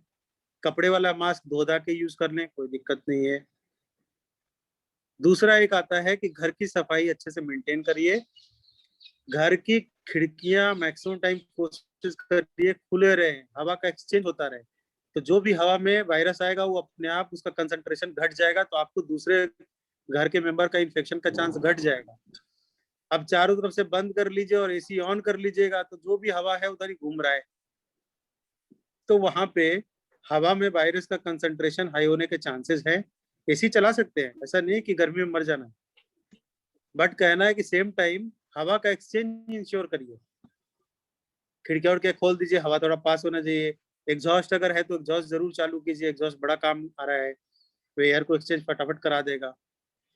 तो ये सब केयर रखिए, अननेसेसरी घूमने मत जाइए, एक्सपेरिमेंट मत करिए, क्योंकि वायरस है जो एक्सपेरिमेंट नहीं करता वो सीधे अटैक करता है। वो आप भले ही आगे पीछे कर लीजिएगा, वायरस नहीं आगे पीछे करेगा, उसका टारगेट एक ही है, और टारगेट हमेशा वैसे ही करता है। वो कभी ये नहीं करता कि ये तो मेरा दोस्त है इसको छोड़ देते हैं, वैसा नहीं होता है। कोशिश वो हर इंसान पे कोशिश बराबर तरीके से करता है, अटैक बराबर तरीके से करता है। इंसान पावरफुल है तो वायरस हार गया, इंसान कमजोर है तो वायरस जीतता है, यही हो रहा है। तो ये ध्यान रखिए, एक दूसरे का मदद कीजिए, बातें कीजिए, कम्युनिकेशन कीजिए। हम लोग बोलते हैं बडी सिस्टम। पहले बड़ा अच्छा ये कहने बोल रहे थे ना, तो बड़ा अच्छा उससे आवाज आ रहा है। हाँ तो नहीं है ना, बडी सिस्टम हम लोग बोलते हैं। आर्मी वाले बडी सिस्टम करते हैं, मतलब जब एक टोली आर्मी की चलती है, 4-5 का जत्था, एक राइट गया एक लेफ्ट गया, तो हर आदमी एक दूसरे का ख्याल रखता है कि पीछे वाला आया कि नहीं आया, ऐसा तो नहीं कि उसको गोली लग गई, कोई बात हो गई। ऐसे ही हम कम से कम अपने टोले मोहल्ले, सोसाइटी, बिल्डिंग, परिवार आपस में बातचीत करें, एक दूसरे की मदद करें, गलत इंफॉर्मेशन फॉरवर्ड ना करिए। जिस इंफॉर्मेशन के बारे में आपको जानकारी नहीं है, ऐसे भी जोश खा के हर जगह फॉरवर्ड मत करिए, उससे अननेसेसरी पैनिक होता है। अगर मैं फॉरवर्ड करूं तो हो सकता है बहुत लोग अच्छे से विश्वास कर लें कि डॉक्टर साहब बोल रहे हैं तो अच्छा ही होगा, सही होगा। तो ये मेरी भी रिस्पॉन्सिबिलिटी बनती है कि अननेसेसरी का मैसेज किसी को मैं फॉरवर्ड ना करूं जिसकी जरूरत नहीं है। ठीक है, आप ठीक हो जाए तो जरूर बताइए कि मैं ठीक हो गया, मेरी खांसी ठीक हो गई, देखो मैंने ये काढ़ा पिया, ये किया, ये ऐसे किया, ठीक हो गया मैं। तो अच्छी न्यूज जरूर शेयर कीजिए। सर एक कॉमन ऑब्जर्वेशन है जो हम लोग ने अभी ऑब्जर्व करा है लोगों के बीच में, कि लोग जब सिम्टम्स आते हैं, खराश होता है, सर्दी होती है, माइनर बुखार होता है या टायर्डनेस होता है, वो बिलीव करते हैं कि हमको कोविड नहीं हुआ है या हमको कोविड नहीं हो सकता है, जिसमें वो टाइम लॉस कर देते हैं और कंडीशन बाद में जाके 7 दिन बाद डिटोरिएट कर जाता है। तो इन तरह के लोगों को कब से डॉक्टर को कंसल्ट करना चाहिए या फिर मेडिकेशन अपने हिसाब से लेना चाहिए? क्योंकि ये कंफ्यूजन रहता है लोगों कि हम डॉक्टर के पास नहीं जाएंगे, मेडिकल दुकान पे जाएंगे, दवाइयाँ ले लेंगे। तो इसमें इस कोविड के सिचुएशन में आपका क्या सजेशन? नहीं, मैं कर रहा हूँ ना कि आपको अगर डाउट लगे, आप भले एक्सेप्ट ना करना चाहते हो, भाई ये तो डिपेंड करता है ना। बहुत लोग कहते हैं कि भाई ये तो देखो ये वैसा है, ऐसा है, वैसा है, बीमार हो गया है, तो लोग बड़ा उस नजर से देखते हैं कि यार इसको भी कोरोना हो गया।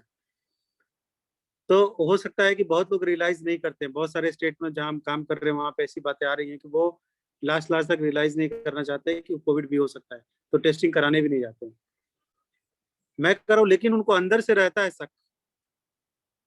वो टेस्ट इसलिए नहीं कराना चाहते कि एक अंदर से होल्ड है, उनका बैरियर है कि लोग कहेंगे कि ये टेस्ट कराने गया, इसका मतलब इसको हो भी सकता है, तो लोग मेरे से घृणा करेंगे, हो सकता है कि अलग नजर से देखेंगे, कुछ ऐसा हो सकता है। बात ये चीजें थोड़ी है दिमाग में लोगों के। तो मेरा कहना है कि अगर ऐसा सिम्टम आपको आ रहा है, कुछ जैसे बुखार आ रहा हो या कुछ आ रहा हो, तो आप कॉमन चीजें जो बिना दवा किए वो तो शुरू कर लीजिए। विटामिन तो शुरू कर सकते हैं, अननेसेसरी का दवाई लेने का जरूरत नहीं है। जब आपको खांसी है ही नहीं तो कब सिरप क्यों पीना है, एंटीबायोटिक क्यों लेनी है। सो कम से कम आप अच्छा healthy healthy practices, common exercises, breathing exercises यही शुरू कर लीजिए। स्टीम, खांसी या कफ से रिलेटेड कुछ है, सांस से रिलेटेड कुछ है, तो स्टीम शुरू कर लीजिए। मत रियलाइज कीजिए कोरोना है कि नहीं है। हाँ, लेकिन बुखार लगातार हो, खांसी बढ़ रहा हो, इग्नोर मत कीजिए। आप मत, भले ही मत कहिए, बट तब आप जरूर कंसल्ट कर लीजिए डॉक्टर से कि या तो सिम्टम वर्सनिंग हो, सिम्टम डिटोरिएट कर रहा हो, बुखार है जो ऊपर जा रहा है, नीचे नहीं आ रहा है, या बार बार ऊपर जा रहा है, तो ये जरूर सजेस्ट कर रहा है कुछ तो चल रहा है शरीर के अंदर, तो एक बार कंसल्ट कर लेना चाहिए। भले ही टेलीफोनिक कर लीजिए, कम से कम अपनी बारे में मॉनिटरिंग कर लीजिए, 1-2 पैरामीटर, कितना बुखार रहा आपको, सैचुरेशन कितना चल रहा है, ये सब नोट कर लीजिए, ताकि डॉक्टर से या किसी से बात कीजिए तो उसको आप बता पाइए और वो अच्छे से समझ भी पाए आपके बारे में। जी सर, एक लास्ट सवाल चैट बॉक्स से हम लेना चाहेंगे कि लोगों का सवाल है, गर्म पानी और काढ़ा कितना कारगर होगा मतलब अगर कोविड के सिम्टम्स नहीं भी हैं या है भी तो? नहीं देखिए, ये तो ओल्ड एज से प्रूवन चीजें हैं। नॉर्मल हेल्थ के लिए बहुत सारी चीजें, जब जैसे गुल्की है तो सब्जी में खा रहे हैं तो गुल्की में कोई दिक्कत नहीं है, और बॉयल करके पानी पी लीजिएगा तो उससे मौत थोड़ी हो जाएगी। मैं कह रहा हूँ कि ये सारे जो आप मेडिकेशंस घरेलू नुस्खे जो आजमाते हैं आप, या आयुर्वेदिक चीजें जो अपनाते हैं, लार्जली वो हार्मफुल नहीं होते हैं। सो अगर आपको जबरदस्ती में मत करिए, बट अगर आपको लग रहा है कि ये बेनिफिशियल है, और बेनिफिशियल से ज्यादा मैं कहूंगा कि आपको ये पता है कि इससे हार्म नहीं होता है। कोई कह रहा है लहसुन खाने के लिए, लहसुन आप रोज खाते हैं, चलो उसके दो नाम पे भी 2 लहसुन कर दो टुकड़े और खा लेते हैं। आपको लग रहा है कि इससे हार्म नहीं होगा, आप ट्राई करना चाहते हैं, कर लीजिए, कोई हार्म नहीं है। कुछ लोगों ने जरूर बोला है कि जैसे तुलसी और उसमें गोलकी डाल के पानी पीने से फायदा होता है, पहले भी लोग खांसी वासी में करते थे। उसके बाद घी में गोलकी चूर के उसमें काली मिर्च जो होती है, गोलकी मतलब काली मिर्च, सो घी में वो काली मिर्च को थोड़ा सा गर्म करके उसके बाद उसको लोग पीते थे, उससे फायदा देखा जाता था। कुछ लोग लौंग लेके चूसते हैं, उससे फायदा देखा जाता है। कुछ लोग एक आता है जड़ी बूटी, जो पहले हम लोग चिरैता उसको बोलते थे, बड़ा तीखा होता है, करेला नीम दोनों मिला दीजिए, उससे भी बाप है उसका, तो उसकी कुछ जड़ी बूटियां आती है, वो लोग घोल के पीते हैं। वो ऐसे भी जैसे साफी आता था पहले, डाबर का साफी आता था, वो पीते थे लोग, खून साफ करने के लिए बोलते थे। तो these are all sort of ऐसे आयुर्वेदिक चीजें जो है, कुछ की मान्यता बेस्ड है, कुछ के लोगों का क्लेम है कि अच्छा है, फायदेमंद है, बट मेरा कहना है कि बेसिक इतना जान लीजिए, नुकसान नहीं है, और आप ट्राई करना चाहते तो कर लीजिए। सर एक प्रश्न था कि सर मेरे यहाँ कोविड के एक पेशेंट थे, उनके कारण हम लोग हॉस्पिटल में बराबर आते जाते थे और कोविड बाद में भी आना जाना होता था, तो जो भी कपड़े हम लोग पहन के जाते थे उसको छत पे एक साइड में रख दिए थे। अब उस कपड़े को कैसे सैनिटाइज करें या साफ करें? मैं रोज जाता हूँ अस्पताल। अभी तो बीमार था तो अभी कुछ दिन से नहीं जा रहा हूँ, और मेरे इमरजेंसी वार्ड में 170 कोविड के मरीज हैं, और बहुत सारे ऐसे जगह हैं जहाँ पे हमारे को पीपी नहीं पहनते, हम शुरुआत में पेशेंट से इंटरेक्शन करते हैं। जैसे आप लोग जो देखते हैं ना टीवी में और बाकी जगह की, पूरा एकदम जैसे हम लोग चंद्रमा पे जाने वाला सूट होता है उस टाइप का पहन के घूमते रहते हैं, वैसा हर जगह नहीं होता है। तो हम लोग रोज जाते हैं, और ड्रेस में कितने बार कौन देश हटा के गया और कौन दीवार में नाक पूछ के गया है, हमें क्या पता। जिस अस्पताल में 600 से 800 मरीज इमरजेंसी में रोज आ रहे हैं, और उसके रिश्तेदार अगर 2-2 भी पकड़ लीजिएगा, और 200 के आसपास डॉक्टर, और करीब 300 के आसपास के अदर स्टाफ, तो 3-4 हजार लोग इतना मूव कर रहा है, उसमें हर दीवार पे कोरोना घूमता होता है। तो हम लोग जो आते हैं अस्पताल से, तो हम लोग क्या करते हैं कि गेट पे मैंने एक बाल्टी रखा हुआ है जिसमें सर्फ घोल के पानी रखा रहता है, टॉवेल बाहर ही रखी रहती है। मैं आता हूँ, सैंडल अपना बाहर ही खोल देता हूँ, सैंडल शूज जो भी है बाहर खोल दिया, उसके बाद कपड़े सारे निकाल के उस बकेट में डाल दिया सर्फ वाले पानी में, और वो बाहर ही पड़ा हुआ है। फिर मैं सीधे वॉशरूम जाता हूँ, अच्छे से नहा के, खूब साबुन लगा के, अच्छे से क्लीन होके कपड़ा चेंज करके वो टॉवेल भी उधर ही डाल दिया सर्फ में। उसके बाद अगले दिन 6 से 8 घंटे के बाद उसको मैं वॉश कर लेता हूँ। और ऐसे ही मैं पिछले 1 साल से, अब ऊपर हो गया, 1 साल से सेम प्रोसेस मैं कर रहा हूँ। और मुझे इस बार जो लगा है वो लाइकली अस्पताल से नहीं लगा है, मेरी वाइफ को पहले हुआ था, तो वो भी अस्पताल में ही काम करती है, तो उनको हुआ था, उनसे प्रॉब्लम मुझे हुआ हो सकता है ये अस्पताल से भी लगा हो, बट लार्जली मैं 1 साल से यही सही कर रहा हूँ, और हम लोग सारे जो फ्रेंड्स हैं ऐसे ही कर रहे हैं अस्पताल से आके, और इसमें कोई दिक्कत नहीं आ रही है, कोई ऐसा नहीं कि इन्फेक्शन हो रहा है। तो ये सिंपल है तरीका, आप आराम से कर सकते हैं। तो कपड़ों को सर्फ में डुबो के उसको 6-8 घंटे 10 घंटे छोड़ के उसके बाद उसको क्लीन कर दीजिए, वो नॉर्मल हो गया। Hello sir. हाँ नमस्ते सर। सर मेरा कहना था कि हम 11 अप्रैल को वैक्सीन लिए थे, उसके बाद फीवर आया, दवा खाया, ठीक हो गया, फिर उसके बाद गंध चला गया, तो 1 सप्ताह तक किसी चीज का गंध हमें नहीं मिला। हम जांच तो नहीं कराए, लेकिन घर में रह के ही अपना इलाज किए, तो अभी ठीक है। फिर हमें दूसरा वैक्सीन कब लेना अच्छे से बोलिए, आप ठीक हो गए? खुद ठीक कर लिया आपने? जी हम ठीक हैं। बहुत बढ़िया। फिर हमें दूसरा वैक्सीन कब लेना चाहिए सर? 3 महीने बाद, पूरा ठीक 3 होने महीने। के 3 महीने बाद। जी थैंक यू सर। मेरे ख्याल से अब ज्यादातर जो सवाल है वो रिपीट हो रहे हैं, जिसका कि आंसर डॉक्टर साहब ने दे दिया है पहले। तो अजीत जी एक हम डिस्कस कर लें, वो अगर करना चाहते तो कि क्या प्लान है, अगर वैसे लोग हैं हम ग्रुप में, अगर जनरल ग्रुप है फिर से बात करना चाहेंगे तो हम लोग बाद में बात कर लेंगे, जैसे आप कहिए। हाँ, तो अभी ये वाला जो है ये तो एक ओरिएंटेशन हो गया, और जो हमारे इसमें से एक इम्पोर्टेंट सवाल था कि मान लीजिए कि हमको एक बार कोविड हो गया तो हमारे दोबारा कोविड होने की संभावनाएं कितनी प्रतिशत? आप डर के घूमिएगा तो रोज हर बार होगा। हाँ, डर के घूमिएगा तो हर बार होगा, और आप जाके कहिएगा यमराज के सामने कि आओ देखते हैं तुमको, तो उसका तो गधा और भैंस दोनों चलेगा। तो मेरे हॉस्पिटल में ऐसे भी डॉक्टर हैं जिनको तीसरे बार इस बार हुआ है, 3rd टाइम। हाँ, नहीं मैं इसलिए ये सवाल पूछ रहा था कि हम लोग जब सपोर्ट करेंगे, इसमें से बहुत सारे लोग जो हैं वो चाह रहे हैं कि जो मैं इसमें क्लियर कर देता हूँ। पहला बात कि जिनको भी कोविड हो रहा है उससे निकल रहे हैं तो उनके शरीर में सफिशिएंट एंटीबॉडी रहती है दोबारा कोविड होने से बचाने के लिए 3 महीने से लेके 6 महीने तक, ठीक है, नॉर्मल। तो 3 से 6 महीने तक तो आपके रेयरेस्ट पॉसिबल है कि आपको कोविड होगा दोबारा। अगर आपने वैक्सीनेशन किया हुआ है तो आप बहुत ज्यादा सिक्योर्ड है। कोविड दोबारा हो सकता है बशर्ते ये 6 महीने क्रॉस कर गया, आपका एंटीबॉडी का लेवल कम है, आप इम्यूनोलॉजिकली वीक हो गए हैं, आप डरते रहते हैं, इम्यून सिस्टम आपका कमजोर हो रखा है या कोई और बीमारी चल रही है, तो आपके होने के सीन है। तो जो हमारे फ्रेंड्स हैं जो काम करना चाहते हैं, जिनको कोविड हो गया है, कोविड से अब निपट लिए हैं, तो अगले 3 से 6 महीने सीन उनके कोविड से निजात पा चुके हैं एक तरीके से मैं कहूंगा। लेकिन हम ये इस बात को क्यों रिस्क की बात हम करें, हम कह रहे हैं कि मास्क अच्छे से लगा के, ग्लव्स पहन के और सैनिटाइजर या हैंड वॉश का सामान लेके हम जाएंगे, काम करने जाएंगे, तो हम अपना प्रोटेक्शन करें ना, प्रिवेंशन पे हम रहे पूरा। आपको कोरोना हुआ है उससे आपकी एंटीबॉडी बनी है, कोरोना नहीं हुआ है, एंटीबॉडी नहीं है, वैक्सीन लिया है कि नहीं लिया, ये सब दूर की बात।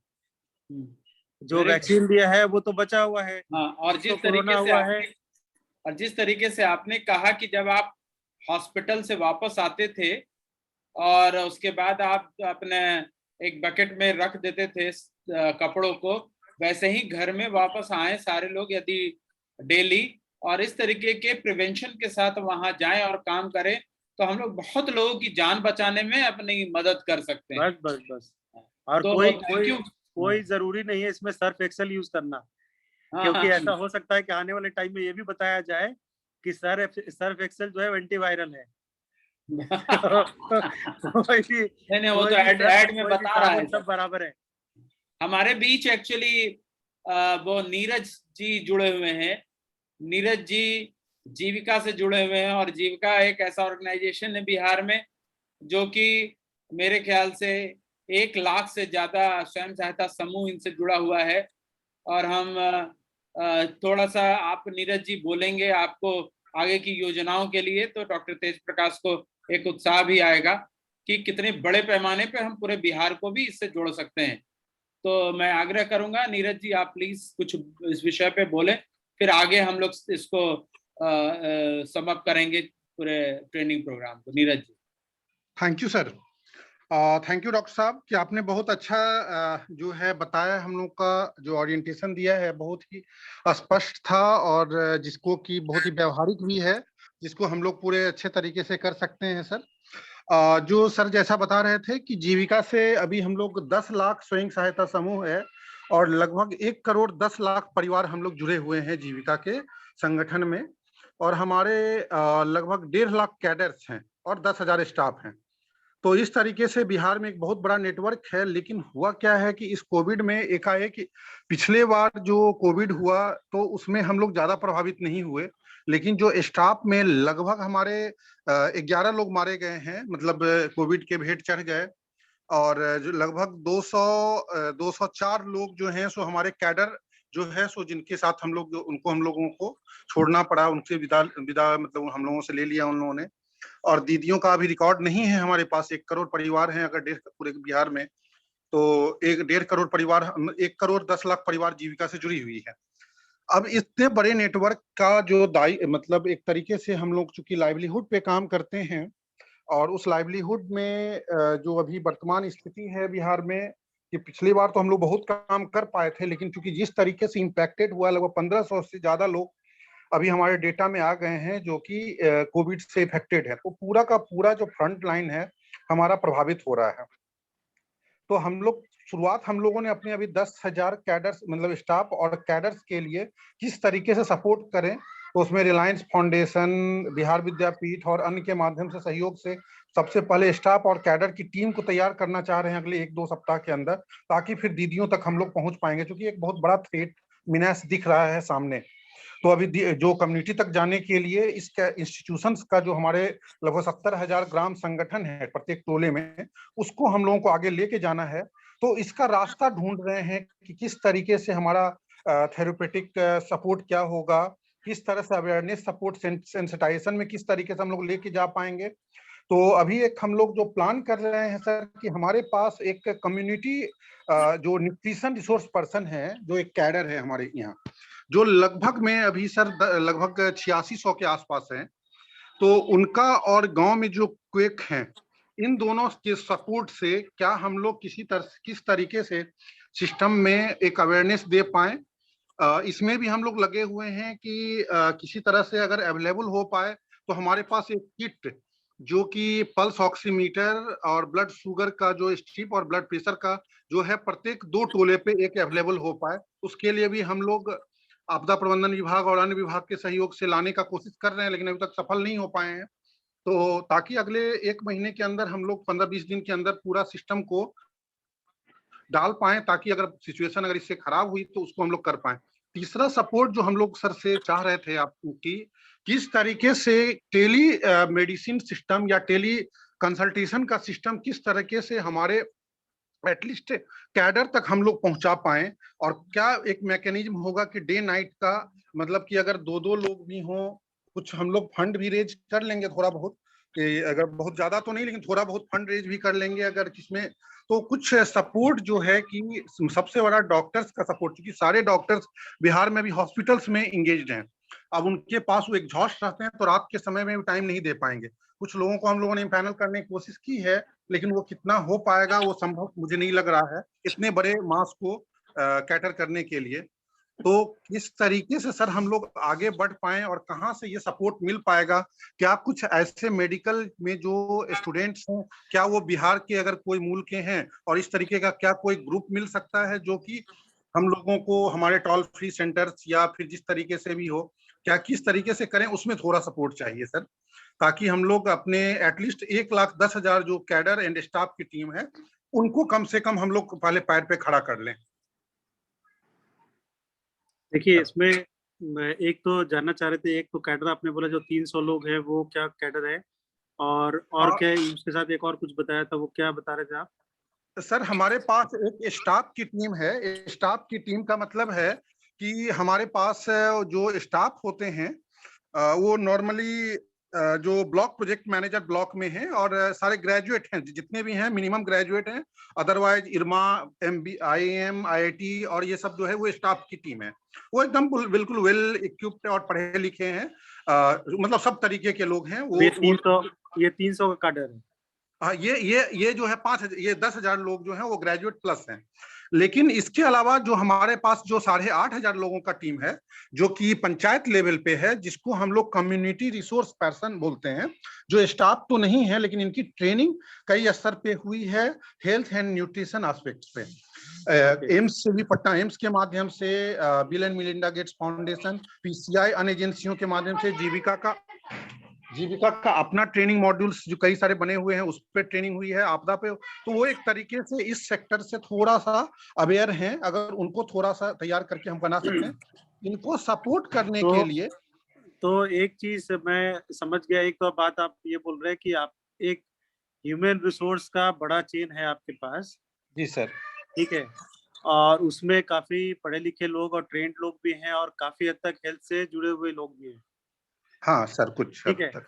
अब अभी सर। जो रिक्वायरमेंट है असली, जी वो है घर पहुंचकर मदद, सर। ठीक है। मतलब आपका जो CRP बोल रहे हैं ना, community resource person, right sir. तो जो कम्युनिटी रिसोर्स पर्सन है वो असली चैंपियन बनेगा हमारा। सर हाँ, ऐसे हमारे पास ऐसे सर 1,10,000 की टीम है टोटल। हाँ हाँ, तो उसके मैं जो समझ में मुझे आ रहा है कि अगर हम कम्युनिटी रिसोर्स पर्सन जो हैं, जी सर। उनका ओरिएंटेशन किसी तरीके से हो जाए, ओरिएंटेशन के माध्यम कोई जरूरी नहीं कि जूम के थ्रू ही हो, बिल्कुल। उनका काम सिर्फ ये रहे कि वो जाके मॉनिटर कर ले, बस यस सर। मॉनिटर कर ले 3-4 चीजों का, वो मैं बता दूंगा आपको।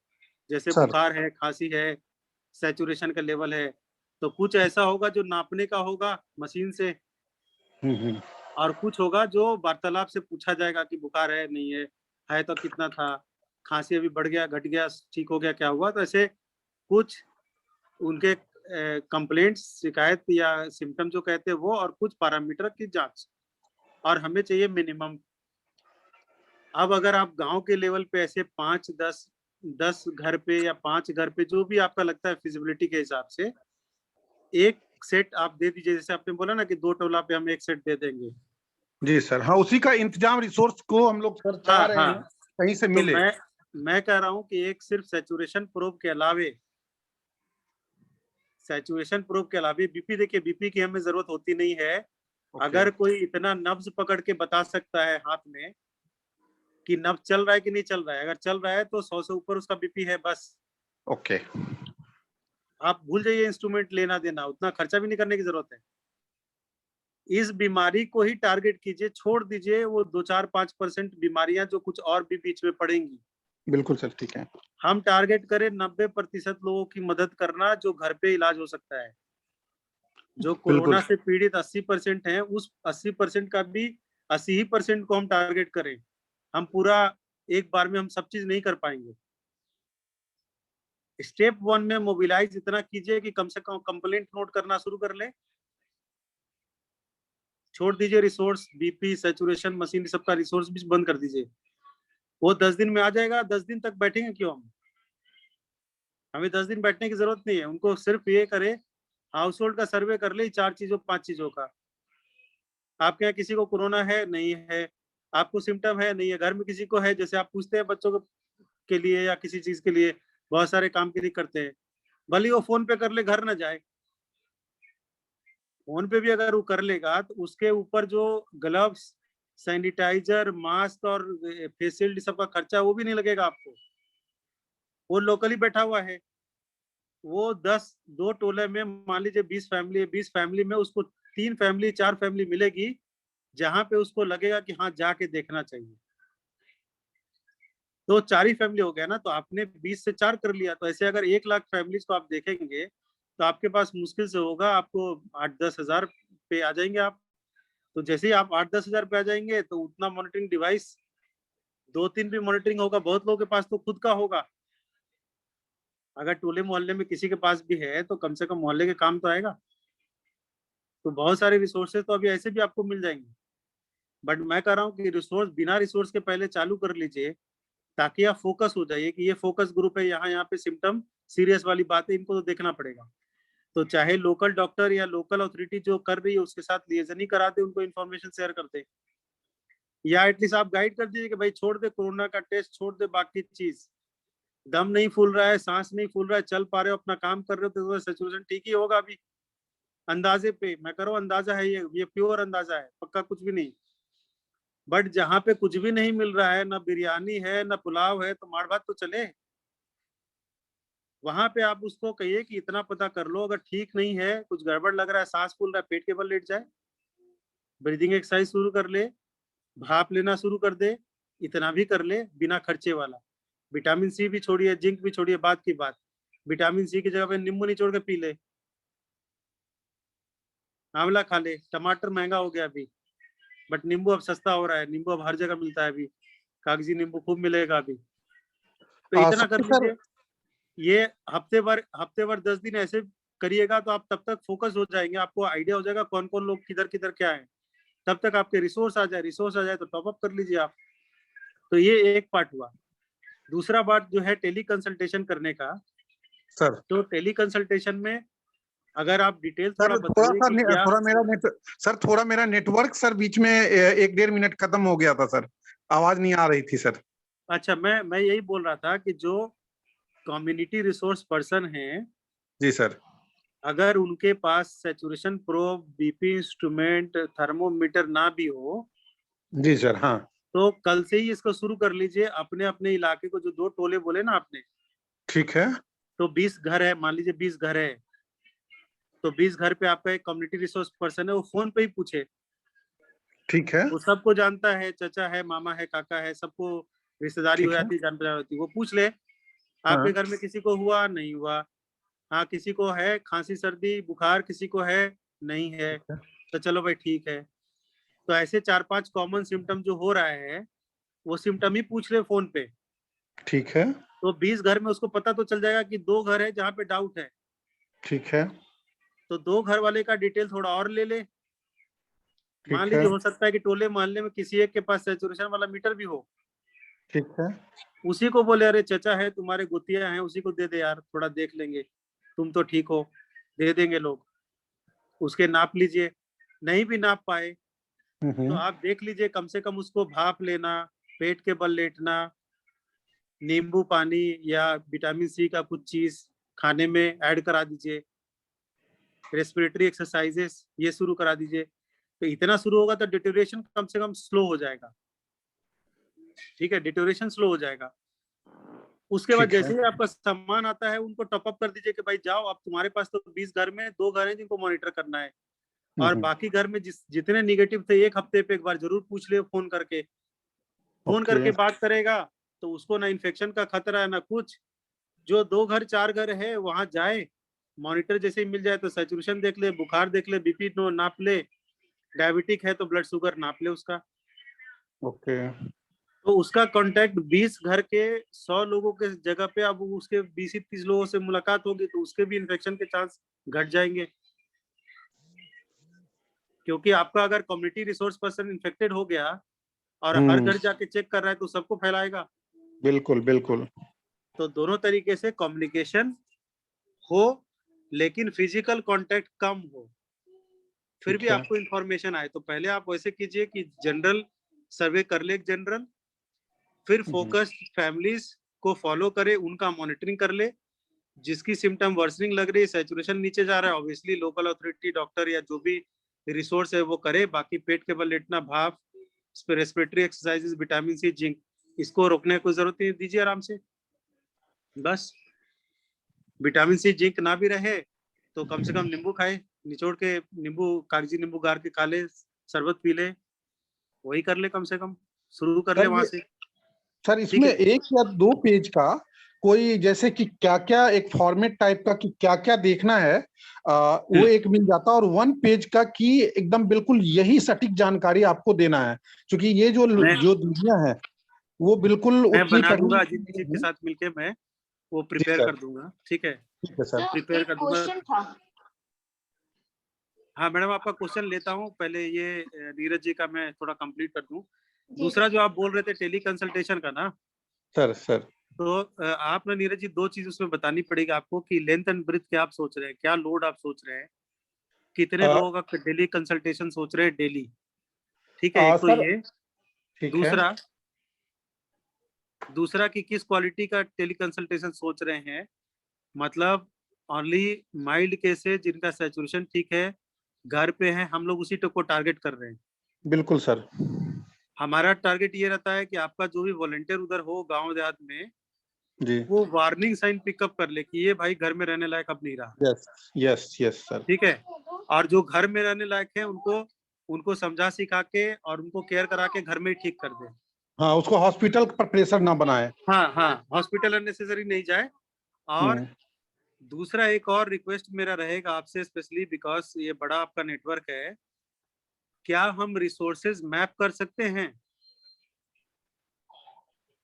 जैसे मतलब बहुत सारे लोग, जैसे हमारे ग्रुप में अभी बहुत सारे लोग जुड़े हुए हैं, इसमें से कुछ लोग कह रहे हैं कि हम भाई खाना खिलाना चाहते हैं, कुछ लोग कह रहे हैं कि हम भाई गाड़ी अपना दे देंगे मरीज को कहीं ले जाना होगा तो, ठीक कुछ है। लोग कह रहा है कि हम लकड़ी दे देंगे किसी को, अगर अंतिम संस्कार में मदद करनी है तो हम लकड़ी दे देंगे, मेरे पास पेड़ है। ठीक है।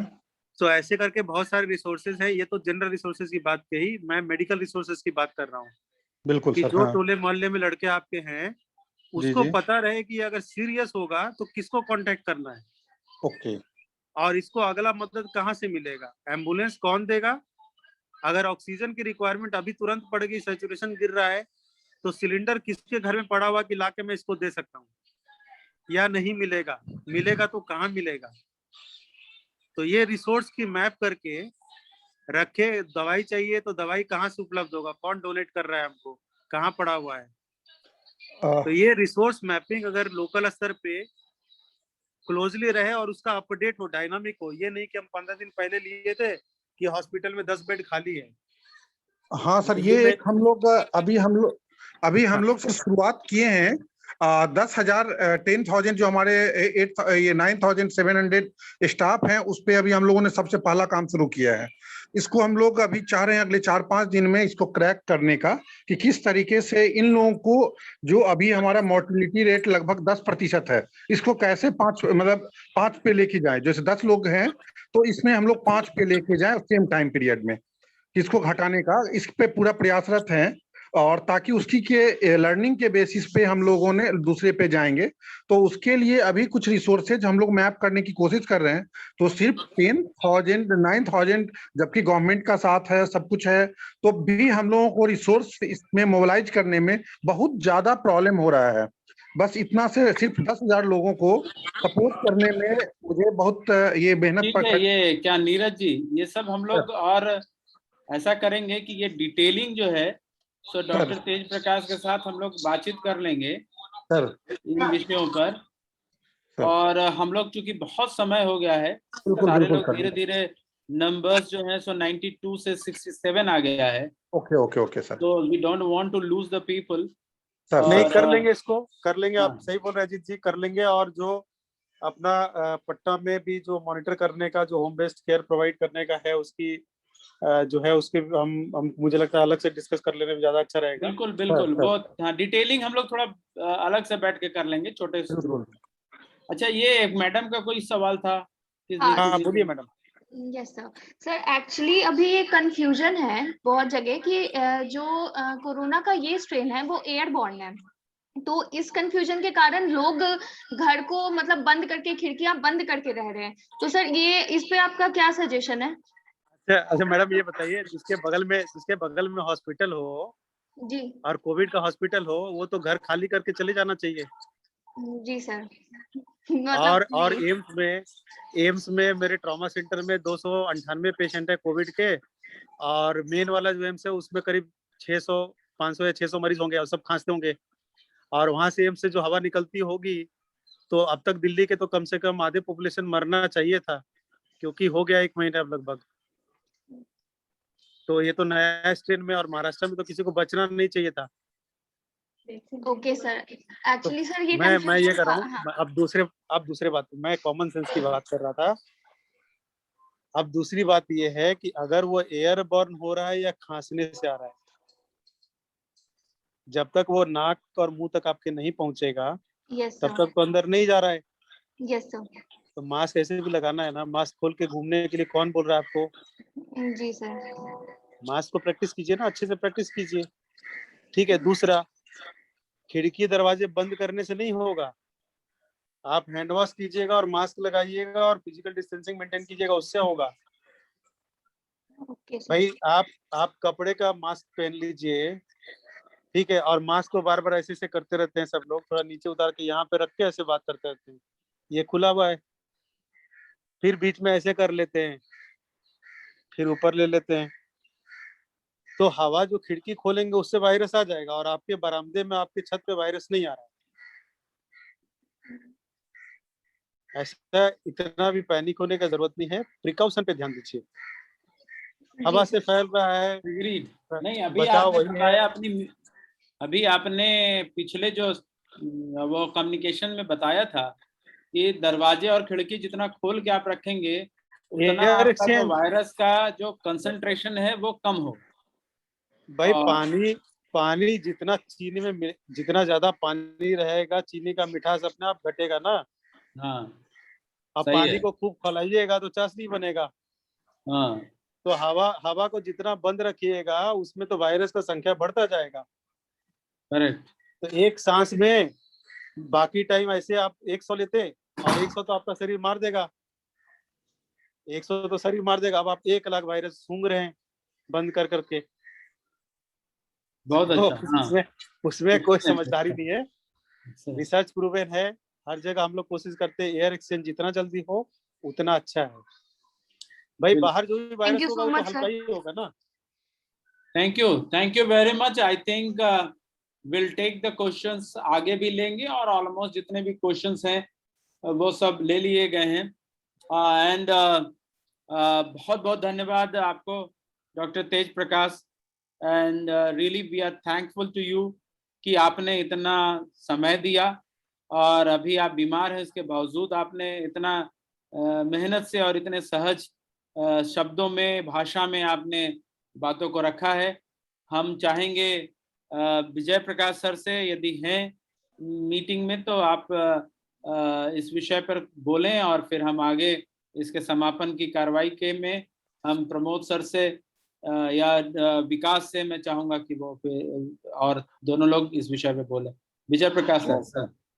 नहीं, मैं तो सिर्फ धन्यवाद देना चाहता हूँ। इतना बढ़िया ढंग से इन्होंने सबको समझा दिया है कि मुझे लगता है कि लोग तसल्ली हो गई होगी कि हम लोग घर में भी रह करके अच्छा इलाज कर सकते हैं, और जो कम से कम जो सिंपल केसेज हैं इसमें ज्यादा कॉम्प्लिकेशन नहीं है, वो इलाज तो घर में ही रह के करेंगे। ये कॉन्फिडेंस लोगों का उन्होंने बढ़ा दिया है। मैं बहुत बहुत आभार व्यक्त करना चाहता हूँ कि उन्होंने ये काम कर दिया।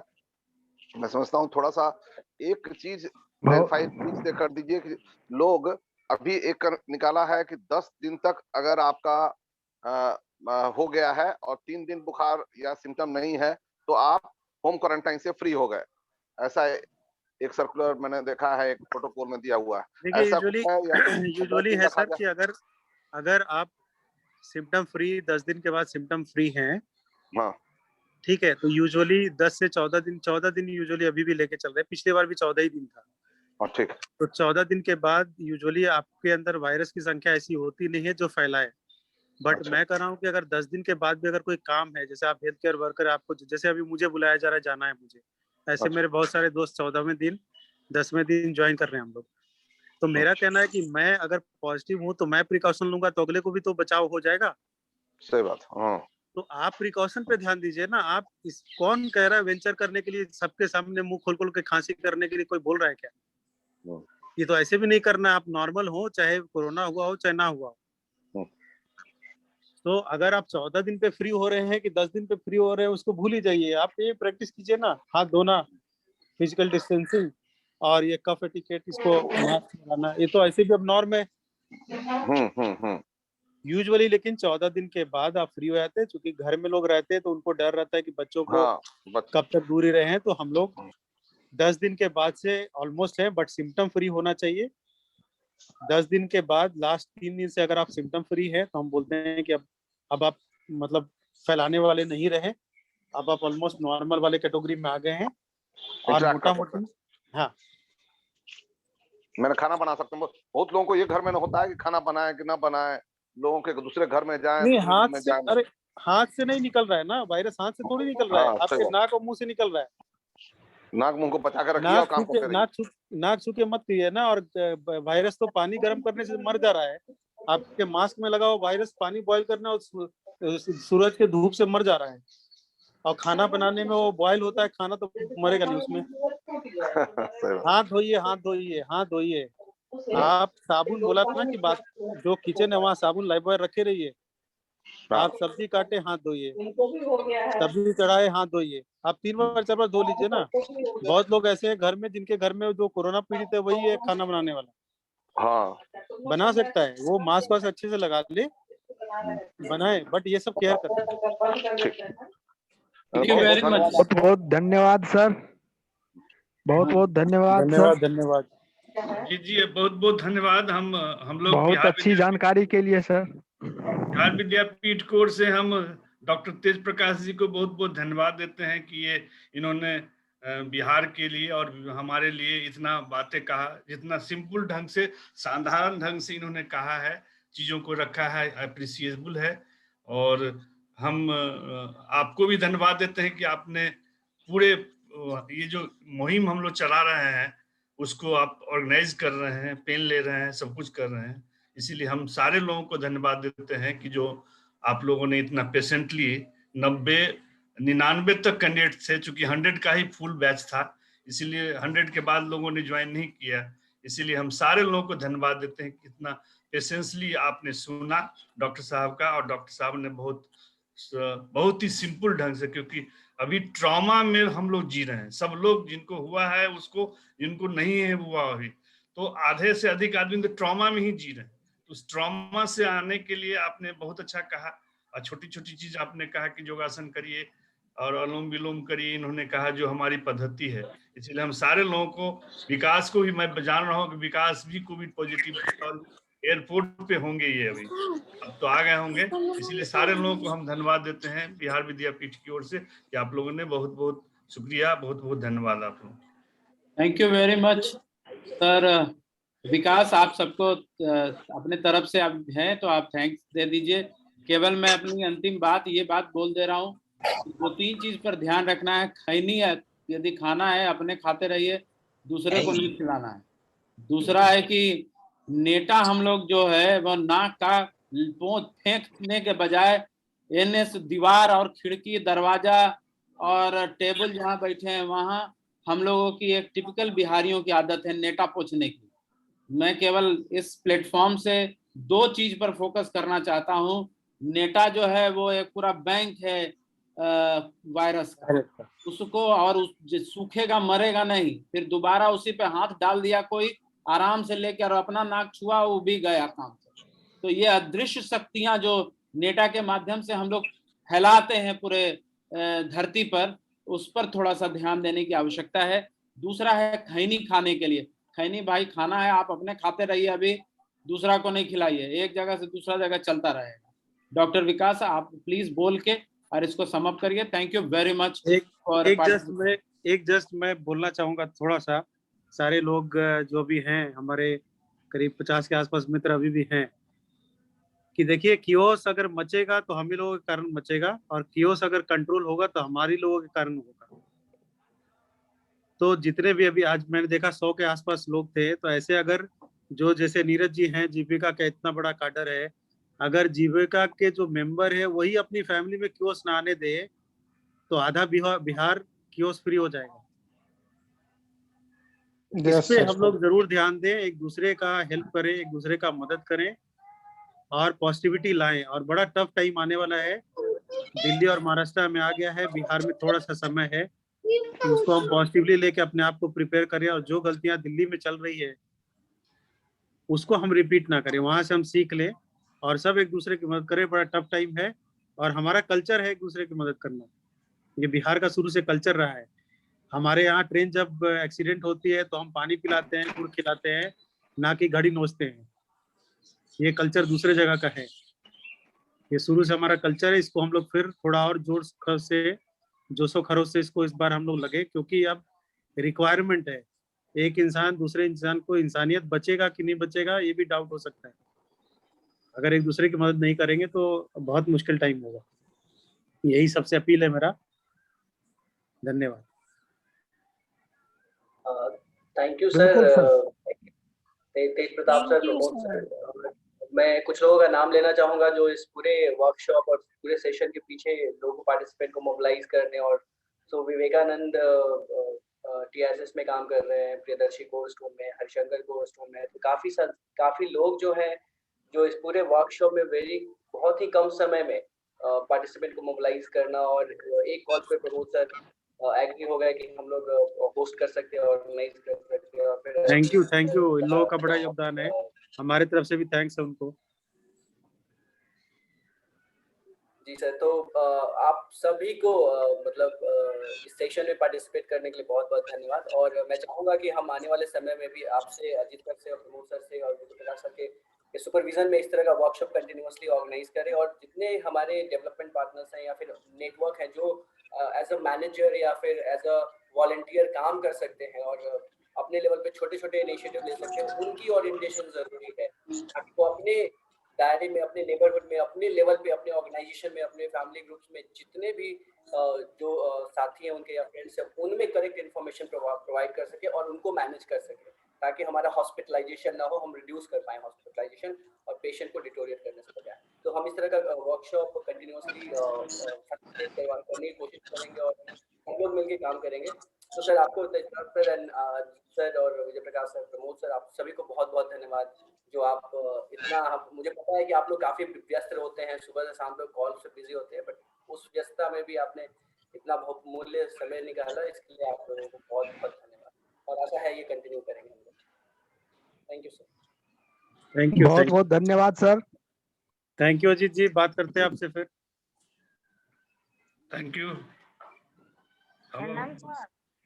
क्लोज करें ना? जी जी ठीक है। सभी सर को सर मेरा प्रणाम। बहुत बहुत धन्यवाद सर, बहुत महत्वपूर्ण जानकारी के लिए। तो ठीक है सर, हम लोग ये सेशन एंड करते हैं। तो कोई रिक्वेस्ट है, हम लोग अगर कुछ ऐड करना चाहते हैं तो आप ऐड कर सकते हैं, अदरवाइज नहीं, बस आप क्लोज कीजिए। बहुत बहुत धन्यवाद सभी को और सबसे ज्यादा धन्यवाद विकास, अजीत और उनकी टीम को जिन्होंने इसको इतना मेहनत से ऑर्गेनाइज किया है और इतने लोगों को जोड़ा है आपने। मैं समझता हूँ कि अभी इस तरह का कार्यक्रम करते रहने की जरूरत होगी, तब हम लोग कुछ एक जो माहौल है, डर का माहौल है, उसको कम कर पाएंगे। बहुत बहुत धन्यवाद सबको भाई। ठीक है सर, हम लोग करेंगे। Thank you sir, thank you very much. ये हम नोटिस में भी निकाल देते हैं,